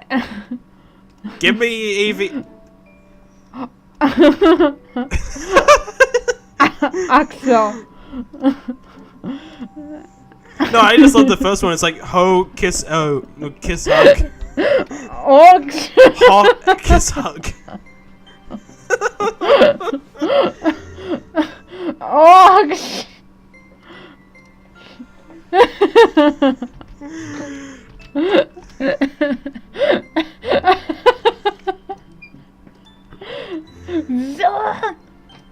Okay. See if you can guess who this one was before it got Norted. I'm gonna just call it Norted instead of Organization 13 because it's catchier. Nor. That's what it is. That's the air sucks. Guess who that was? God, is it a Pokemon? Yes, it's a Pokemon. I'm really not sure. What does it start with? It starts with an A. Oh my God. I'm really not sure what to get out of this, honestly. Arceus. Oh my God. God, what's a long? Actually, no. I'm gonna do Woobat. I'm gonna keep it simple. Oh God. Okay. Here's another Well, one. at least this is pronounceable. Guess who that one was?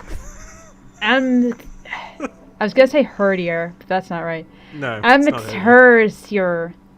What does it start with? Ah. R? Yep. I'm so bad at these. What's after R? E. Okay. Okay, I give up. Reshiram. It was Reshiram. Oh, Reshiram. This is what I got when I got Woobat. Waxatab. I would have thought that was Voltorb for a moment there, but then I remembered Voltorb doesn't have a W. It has a V. Yeah. Okay. I'm gonna do this. I'm probably spelling this wrong. We're just having fun. We're just having fun on this podcast. Yeah. Who was that Pokemon? Laxitimel. Is this another legendary? Kinda? Sorta? Depends on your definition of legendary. More like mythical? Mythical. Whatever. It's one each game, whatever. Yeah. Not Meloetta. Starts with an L, right? Nope. It starts with M. No?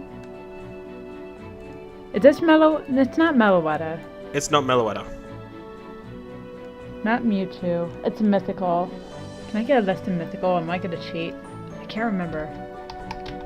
For the record, this was Meloetta. Let me see. The second one was Meloetta. Wait.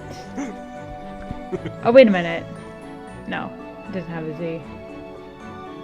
Pokemon starts with M.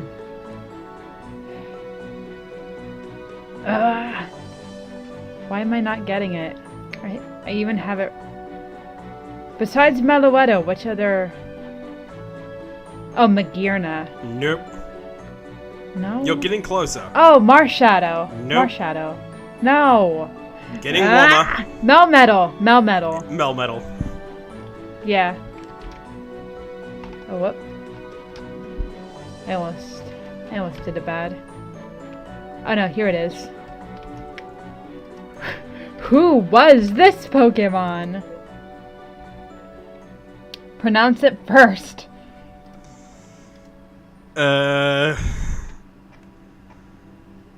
Lane Zigzibber. Lanazkib. What's the first letter? B.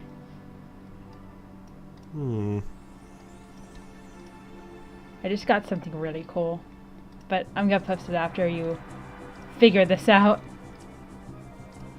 Starts with a B. It's not legendary.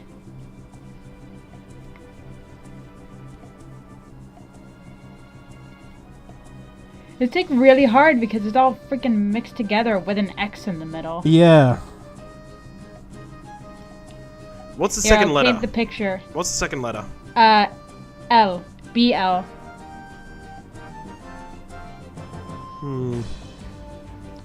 It's red. It's...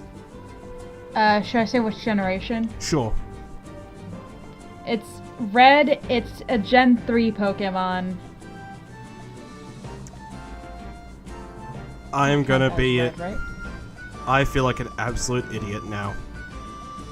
I'm just staring at Discord. Yeah. I'm just like staring at Discord because the answer is actually right in front of me. Yeah, I know. When you said it was Generation 3, I was like, fuck, I'm an idiot. It's Blaziken. Yeah. You are going to hate me. You are going to hate me for this one. I posted mine, but let me see yours first. I kind of cheat because mine's not a Pokemon. It's just kind of funny. Is this Charmander? No, it's not a Pokemon. It's from Pokemon, but it's not a Pokemon. Chazamhixt. Chazamhixt. Is it an item or a trainer or what? It's Ash Ketchum. Oh my god. Okay, read mine, the one that starts with a B. Bizerk? Bizerk, like Berserk. That's pretty cool. Yeah. I just have to point out that Kirby got Norded. Oh god. It's terrifying, I know. Aw. What if I did this?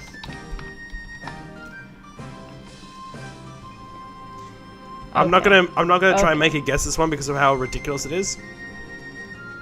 Okay, let me see yours first. Was the Lythos? Okay, whatever. Oh wait. Oh no. Okay. A Texi Bonnet. This isn't a Pokemon? No, it's not a Pokemon. What's it from? Bayonetta. It is Bayonetta. Oh, it's just Bayonetta. Oh my god. Look what I posted. Yeah, Lythos? That's an I, so Ixios. Ixios. This is, you see a certain character is so greedy that they got Norded for the greed alone. They never paid their taxes. Yoshi? Yoshi got Norded!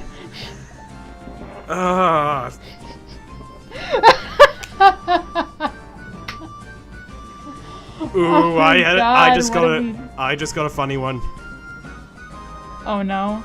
Well, a funny idea for one, but this is so evil.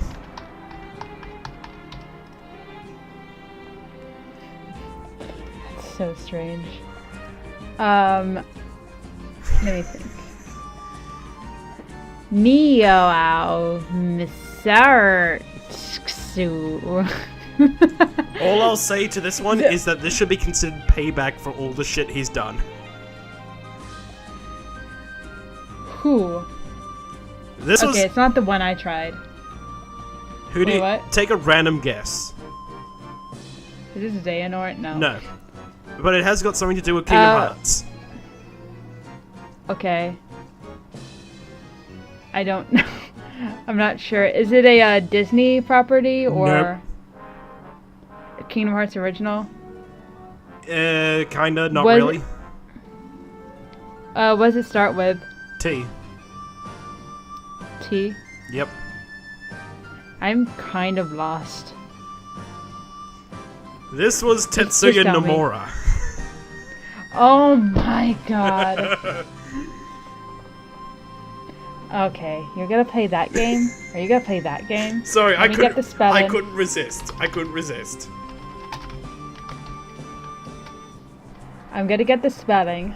I'm gonna copy and paste it. Remove spaces. Oh, I didn't even remove Oh the my space. god! I didn't even remove the space and it Oh. did that. Oh my god! I don't even What know is where this? to begin with that one. Oh, Sixao Yakasiran. I don't know what. Masahiro Sakurai. And yes, I have to type in Masahiro as well. Oh, I'm gonna get an evil, like full on evil one. I'm gonna get it. Let's see if we have the same idea. There's mine. We There's definitely didn't have mine. the same one then. Idea then. Here's mine. Oh, okay, good. It's Reggie Fils-Aimé, Damn it! isn't it? Yes. I could tell from the E. Damn it! What is mine? I've got no clue. Eud Bisrogo. Eud Bisrogo. I'll give you a hint to this one.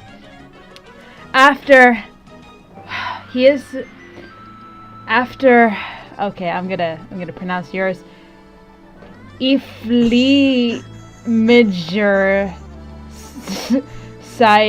Synaxti. I'm gonna have fun editing this thing now. And then I'm not gonna have After any fun with it at all, but I don't care. This is After supposed to be After E. Flamingo Synaxti passed on his power to Eudibuxrogo. Doug Bowser. Yes. We had a similar sort of idea. Yeah. Okay, I thought- try and guess this one. On Mxpiox. Is it a person? Nope. Is it a Pokemon? Kind of. Kind of. What does it start with? P. P? It's not. If it's not a. It's either a Pokemon, it's not a Pokemon. Well, actually, yes, it can be both. And it can be neither. I'm kind of confused if it's not Latias and what. Is it in the Pokedex? No. Then it's not a Pokemon. It kind of is. Oh my god. You are going to hate the What is answer it? when I tell you. What is it? It is Pokemon. So it kind of is a Pokemon, but not really. Oh. Well, if I say, is it a Pokemon? Your answer would be, yes, it is Pokemon. I wanted to try and lead you along a little bit. Oh my god. I'm so mad. I'm so mad with you. See if you can guess that one. I've got one more in mind. Eotser Hitmonorx. This is like Wheel of Fortune, except really stupid. I'll be kind to you. 2 words.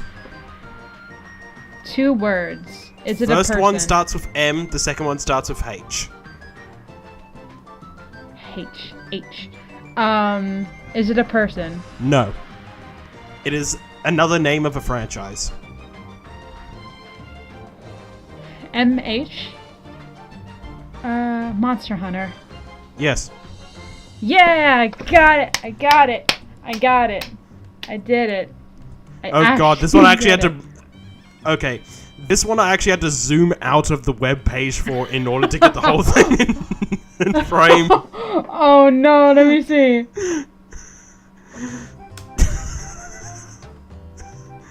Okay, how many words?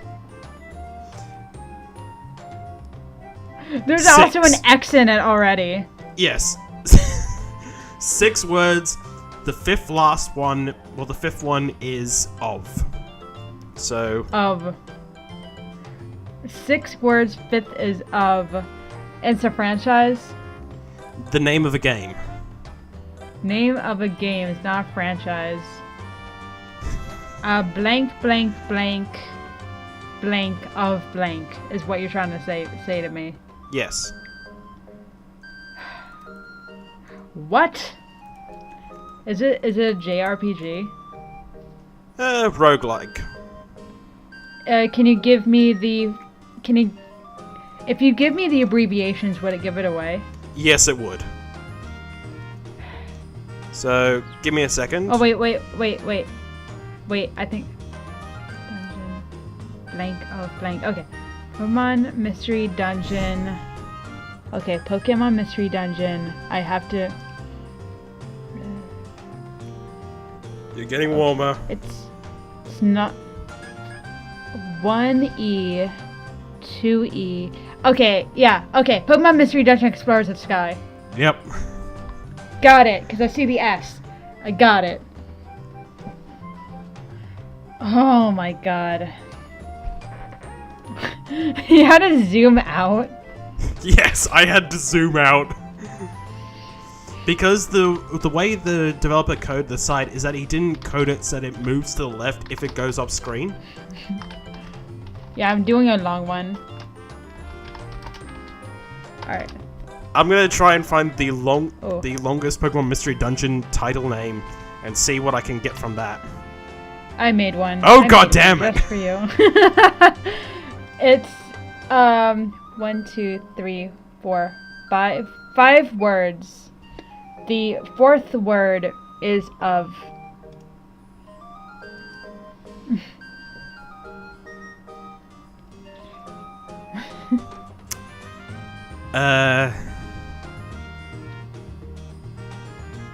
It's a game in a franchise. First letter? K. And I can't go any more than that. How many words did you say was in it? 5 words. The 4th word is of. Kingdom Hearts Chain of Memories. There you go. The moment you gave me the my- K, hey, I started to put the pieces together for it. Yeah. God, this is awful. Oh, you think this is awful? I'm not gonna ask you to try and guess this one for the record, because neither of us would know it. No, I want to see it. I want to see. I had to zoom out again as well for this. Oh my. Why is there a colon and an exclamation point? Because I copy-pasted it directly from Bulbapedia. Oh, is this Pokemon? Is this one of those WiiWare titles? Yeah. Let me see. Pokemon Mystery Let me Dungeon. see. Keep going, Blazing Adventure Squad. Of course, you had to pick the fire type one. I picked the one that had the most letters in it. That's true. I would have gone for light. Why didn't we never get those? I'm sad. Same here. Going back to Mystery Dungeon. This is no longer Mystery Dungeon anymore. This is the segment I like to call Game Show. I want to do one. Ooh, I found another good one. Let me see. Okay, so before I show you it, I should say, I'm not even going to try and get you to guess it. Then the name itself is Pokemon Mystery Dungeon Explorers of Sky Beyond Time and Darkness. It's the second episode of the anime specials that they did for Mystery Dungeon, okay? Okay. Oh god, this one actually had, it had to loop over itself. It's Let me clipping see. over itself I mean, for this one. It's a sentence. It's a sentence. Let me see.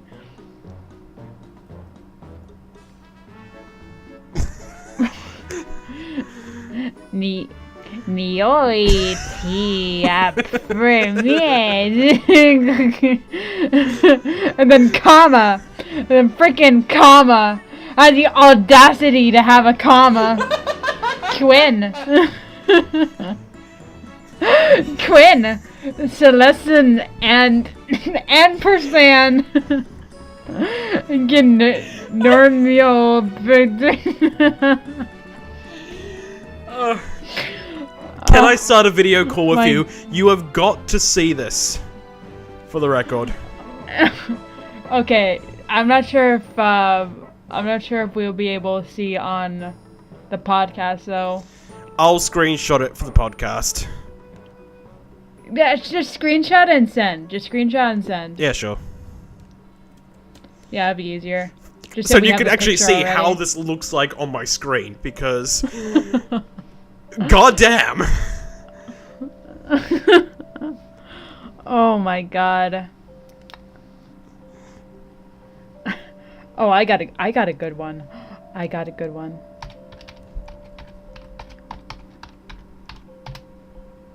Alright, as you're doing that, here's yours. I've got no clue. It's not a game, it's not a person, it's a web browser. Mozilla Firefox? No, if it were Firefox, it would have like 2 X's. Yeah, true. Google Chrome? Google Chrome. Oh my god, I'm dying. Okay. I'm about to send you the image now. I'm terrified.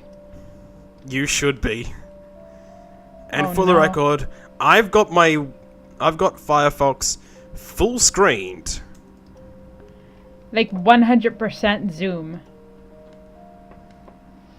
Well, at the regular page, I've not got it shrunk down for something else. This is on the full page. I had to zoom it out.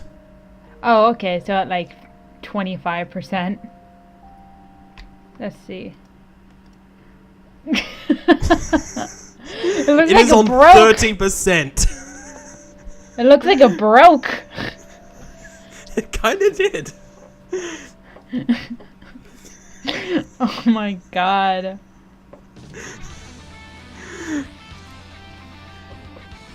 This is gonna be, I think this is gonna be very apparent of what I did. Here we go. Oh god damn it. You want to know what it is? Yes, please do. Again, the answer is right in front of you. The answer to this is right in front of you. Is it the name of that Danganronpa bear? It's not. What? That's way too long. No, again, the answer is right in front of you. Go to the page. You would understand.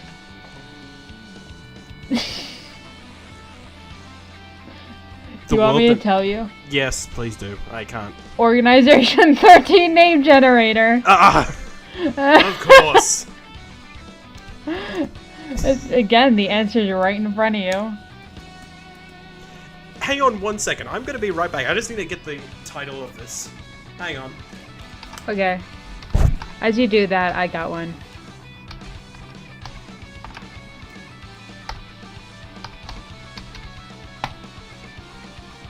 Give me a good one. That's a good one. Sorry, this has a very awkward title, and because I'm right near the game display case, I figured I'd just go up and grab it. Okay. Oh, you have it? It's a game you have? Yes. Not one I've reviewed yet, though, so... Maybe it's foreshadowing. Yeah, I can't be bothered. Okay, fair. Was tempted to, but it's just mini games over and over again. If I can get multiple people to play it, then sure. But... I just made one, and I think it would be... This one's an actual Pokemon, going back to our original thing.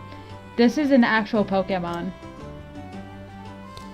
Hang on 1 second while I...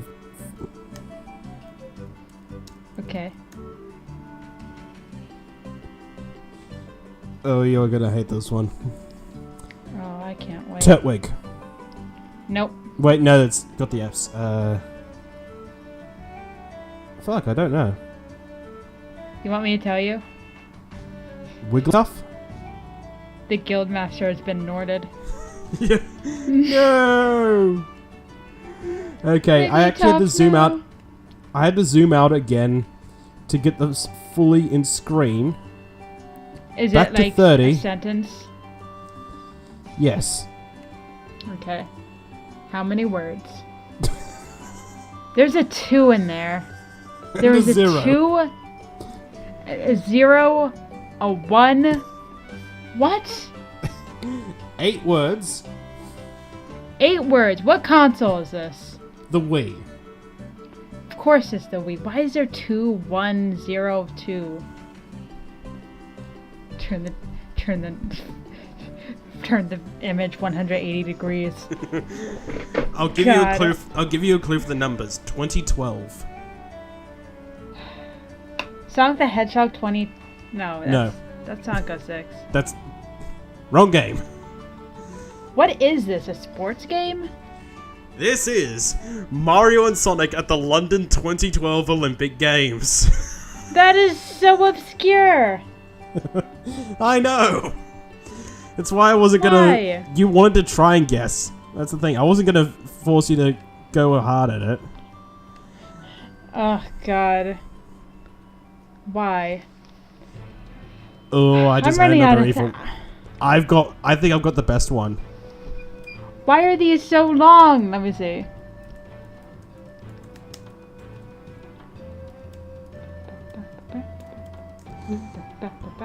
You are going to hate this one. I just need to get the spelling right. Can't wait. This is long. This is one word. I think I know what this is gonna be. I don't think you do. This is gonna be. I don't think you do. I do. All right, just post it.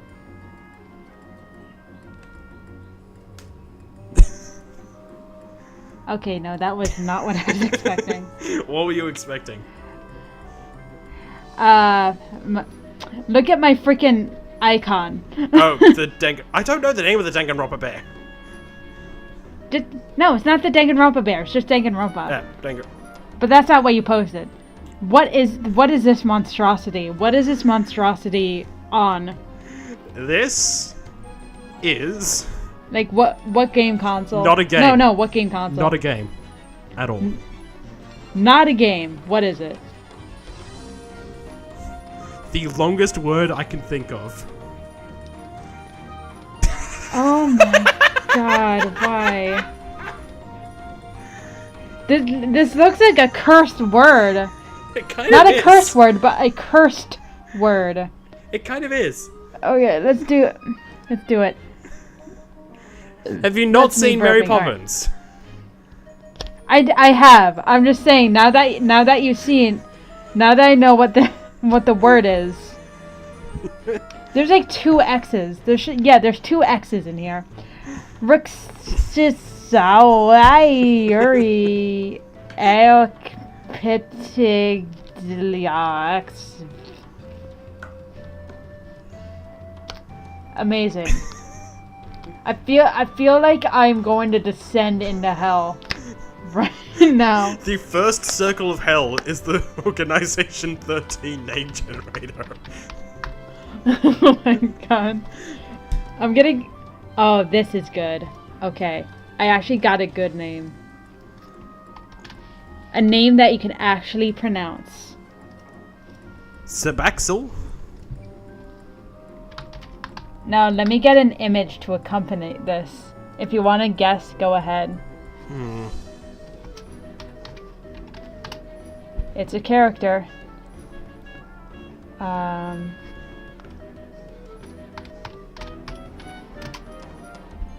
I need... Oh. That... Okay, here we go. I've got no clue. It's a character, and I actually... I've got no clue. It's a girl. It's a female character in Smash. Do you want me to show you the image? I'm gonna feel really dumb for this, sure. She got Norded. Isabel! Isabel! Oh my god, it works so perfectly. Look at her. Yeah.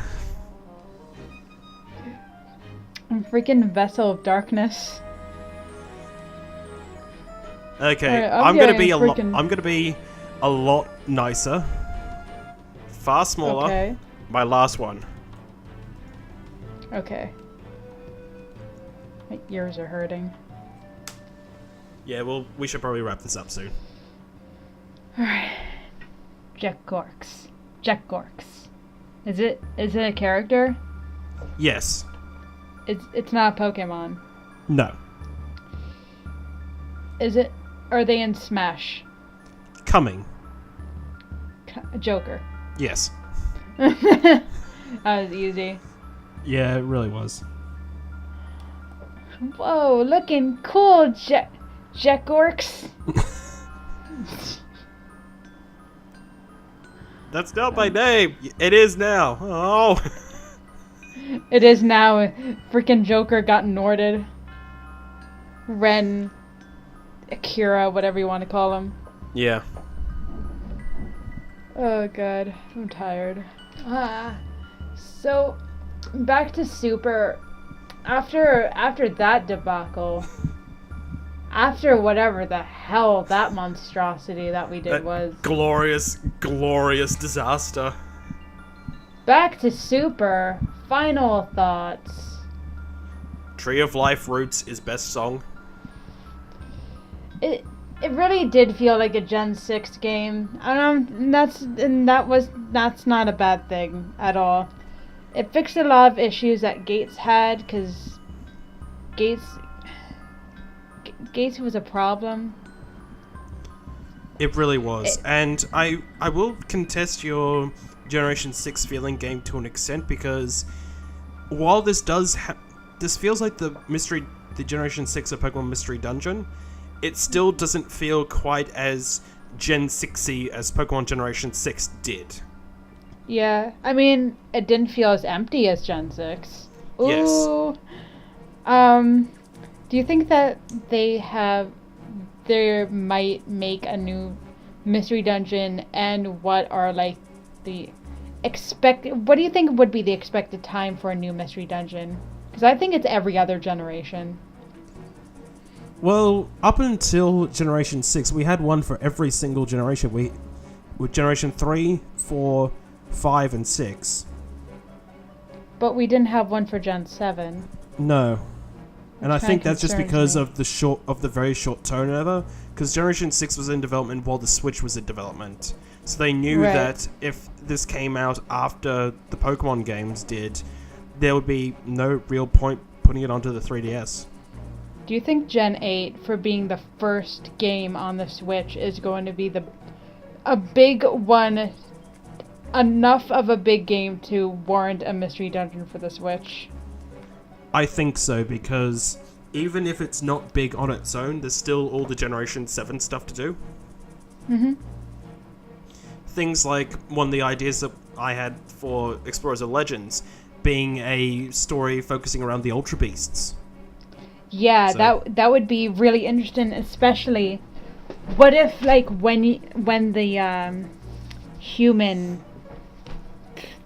gets called to be a Pokemon, they would probably have a run-in with the Ultra Beast, thus delving their course into meeting up with your partner. Yeah.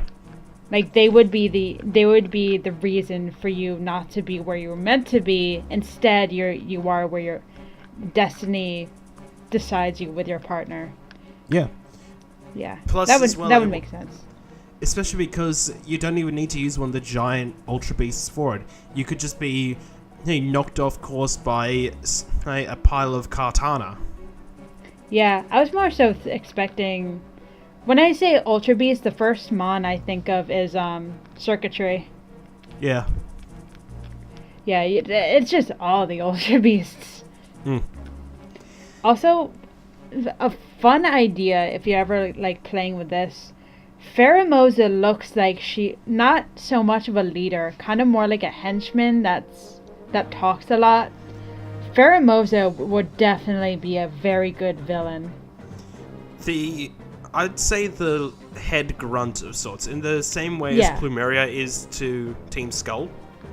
Yeah. So, one thing about this with Generation 8 though, especially now that Let's Go's been out for a while, do you think they are going to do those Generation 4 traditional remakes? So, your Fire Red Leaf Greens, your Heart Gold Soul Silvers, your Omega Ruby Alpha Sapphire, do you think they'll do that for Diamond and Pearl? Or do you think we'll just get, I don't know, Let's Go Bidoof and Let's Go Kricketot? That is an odd choice. First two that came to my head. Why Kricketot? It would most likely be Weasel and somebody. Yeah. And let's go Weasel and let's go Bidoof. No, let's go Weasel and let's go Pachirisu. Yeah. It works. Yeah, that works. I honestly not sure. The remix felt really at home on the 3DS. I'm not sure how the remix are gonna feel on the Switch. I think the big thing about it with the Generation 4 remakes is that it won't really work in the same way as the Link's Awakening port's going to work for the Switch version. Because that one, even if it doesn't add a huge amount of content, it is huge considering where it came from. It's gonna be really weird because Gen 4, even though they didn't do anything with the bond screen, Gen 4 was the start of the DS era. That's the start of them utilizing two screens, even if not by much. Yeah. So taking away the bottom screen from a Gen 4 game is gonna feel very off, especially if you're planning to do anything with the underground segments. Yeah, and the thing is about it is that I could easily see them doing as an accessory something like the Poketch. Mm-hmm. Like a physical version of the Poketch that you could just wear. That would be expensive as hell, but that could be the way to handle a lot of the bottom screen stuff. It just keeps it sync with the game, and you can flip between them to display the map. Do you think the Pokeball Plus is only going to be applied to Let's Go games? I hope so. Honestly, because I just finished writing this up earlier in regards to that list of things I'd like to see happen for Generation 8. The Pokeball Plus is just too limiting of a control scheme. Yeah. You've got 14 buttons, 2 analog sticks, and a touchscreen for the Switch. Use them. And for the love of Arceus, use them. The Pokeball Plus. Oh, and motion controls. I forgot about the motion controls. I mean, I don't want the Pokemon catching system to be on, like, the core game Switch. I kind of miss beating up wild mons. The thing I thought of with it is a mix of the two. So, you fight traditional battles, but then when you go to want to throw a Pokeball, it does something similar to the Go catching mechanics. But the more health they've lost, the easier they are to catch. So you don't need to throw raspberries and the like. Yeah, it's like same, you beat them up, status them, but when you go to catch them, you just use the ball feature to be more immersive, I suppose. Yeah. Plus you can use the motion controls for things like a version of Pokemon Me, Pokemon Refresh. Maybe contests can have proper dancing where you play it like a Just Dance style minigame. Things like that. Motion controls can work for Pokemon. Do you think the legendaries are going to be as cool as Gen 7? Because I thought Gen 7's legends were really good. It's hard to say at the moment. Because the big thing is that we still have no idea officially where the region is. We have leaks pointing to it being the UK, but there's no conclusive proof of that. Yeah, a lot of people saying Scandinavia. How would you feel if the game magically just goes to Australia? It would be interesting because seeing everyone talk about how they would like to see an Australian Pokemon region, it's gotten me to start thinking about how a region will work from the perspective of someone that lives here. Yeah. So, I mean, It would Gen be- 5... Go on. It would be interesting to see. And there are some cool Pokemon designs that can happen because of all the unique wildlife that lives here. Yeah. Gen 5 was actually based on where I live. Like, they say New York, but I mean, the game is like based in New York, but you also get New Jersey, you know, the butt of America, the butt of all jokes. Not sure why. I mean, I get New York, but I don't get, it's like, yeah, we're gonna make it based on New Jersey. It's just, why? Well, I wouldn't call New Jersey the butt of all jokes, all American jokes, because at least I've heard of New Jersey. There are states and cities in there that I have no idea even exist.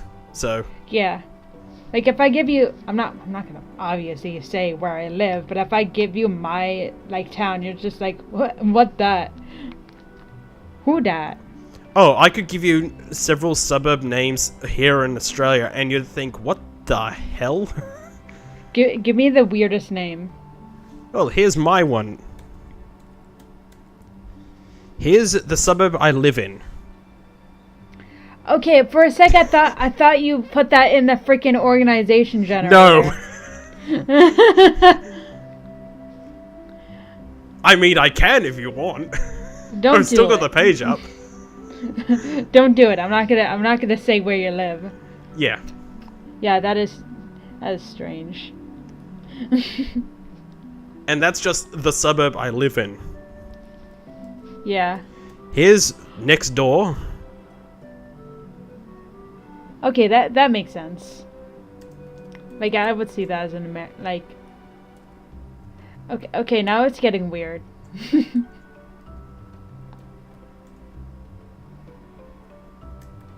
It's just Fox. Those are the 4 neighboring suburbs. Fox. All I see is just Fox. Yeah. Good. I can tell you mine, but I'd rather, like, send it off stream. Yeah, that's fair. Off stream? This isn't a stream. I can't make streams. My computer sucks. Yep. My computer sucks and my internet sucks, so I feel you. Yeah. I might get a new... I'm trying to save up for a new computer in May. I hope. I'm hoping to get an upgrade computer too, along with a capture card, because I want to record games to use and upload Let's Plays properly. So yeah, I know I have a place with, like, I know of a place to go to with capture cards, but they mainly play like mainstream games. I'm not sure if I have the commitment to keep streaming every like weekend. Well, every weekend I got work, so. Yeah, and at least with recording Let's Plays, we can record them, load them up onto a raw YouTube channel, and then when we've got the time, we can record over with commentary, things like that, so. Yeah. Yeah, that makes sense. It's just, I can't do it because my computer sucks, and I'm not gonna go to the place I work just say, hey, can I play this really obscure game that nobody knows of? Yeah. It's either gonna be freaking Warframe, Fortnite, whatever. Well, I mean, you Kids guys are playing. streaming Fire Red Leaf Green. You were, at least, streaming Fire Red Leaf Green, so you can use their Twitch channel to stream a game and Yeah, but my subtly friend promote was Mediaholics while you're at it. Hint, nudge, nudge. hint, nudge. But yeah, my friend was using their PC on that streaming account. That's the thing. Like, she Fair was enough. home doing that, but they weren't using any of the PCs at the store. They weren't streaming from the store. That's fair. Yeah, when people stream from the store, they stream usually like Fortnite or we have a guy that streams Warframe. I don't think we could get capture cards for Smash. We could use that because all the monitors are the same, all the TVs are the same, so you could just hook it up to anything. Yeah, and I'm pretty sure you guys were doing a Smash Brothers stream anyway, so I wouldn't be surprised if you guys have the capture card there. Yeah, we have capture cards. I just I just want to stream, like, I kind of want a quiet stream. I don't I'm not sure if I want to stream at the store, basically. Oh yeah, we have Overwatch too. I mean, I would like to do it, but I'd rather... Wait, what? On the subject of Overwatch, just as a quick tangent, and has anyone actually figured out my hint yet for upcoming reviews? Because I posted that Tracer Widowmaker animation short going teaser for upcoming reviews and have heard nothing. I'm already Tracer. Is that one? Not yet. I'm already Tracer. Is it Overwatch? Overwatch, sort of. You'll see. I'm not that blunt when it comes to my hints. Is it like, are you doing the what is it? Are you doing like the little Overwatch animations? I've been considering it, just haven't done it yet. By the time this comes out, the review should already be out anyway. I'm gonna review the Lego sets. The first one being Tracer versus Widowmaker, so. I'm already Tracer, how about Widowmaker? I'm already Widowmaker. I'll be Bastion, nerf Bastion! That's an old meme. Yeah. Old but true. The most frustrating thing about getting the Lego sets to review, is that they're only in one store and it's an hour away from me. Yeah. You know what's fascinating? I thought of you when I saw this. I was like going around TV channels, and there was a show on the Travel Channel. I think it was called Toy Hunter. And they were stationed in New Jersey, and they would literally go to conventions and like it's basically like you haven't watched American Pickers. It's just kind of like those picker like buy and sell people, but this guy like buy and sells toys. I've seen those kinds of shows around, I just haven't watched them. Yeah, a lot of them feel exactly the same. So yeah, I mean they're all like formulaic. It's like, oh, I found this cool thing, I bought it for this, and I'm gonna make a profit with like this. But the main point of those shows is that you see cool things. Yeah. That you wouldn't see. Like there was this whole section on bootleg toys. But my heart broke while I watched it, because they went to a convention, and guess who freaking comes striding up going to talk about Marvel toys? Kevin Feige? No. Stan Lee? Stanley. Figured it was going to be one of those two, depending on how recent the episode was. Yeah. No, Stanley came up. It's like, hey, I'm Stanley. Rest in peace. Rip Stanley. I did watch Spider-Man. That was good. Should have won. Just saying, it should have won, but the Oscars are kind of a scam. Well, it won Best Animation, from what I heard. Yeah, but it should have won Best Picture. It was, unfortunately, animation's never going to get Best Picture because of that category. Yeah, but if any animation would have like beaten all the other animated pictures, like the movie that won Best Picture, I never even freaking heard of it. Welcome to the Oscars in general, where the only stipulation for being able to qualify for the Oscars is that you are aired in at least one cinema in the year, well, in the time period of the Oscars as candidates are looking for. So you could literally air it 1 week before the Oscars and still qualify. And then it'll get relevant. Yeah.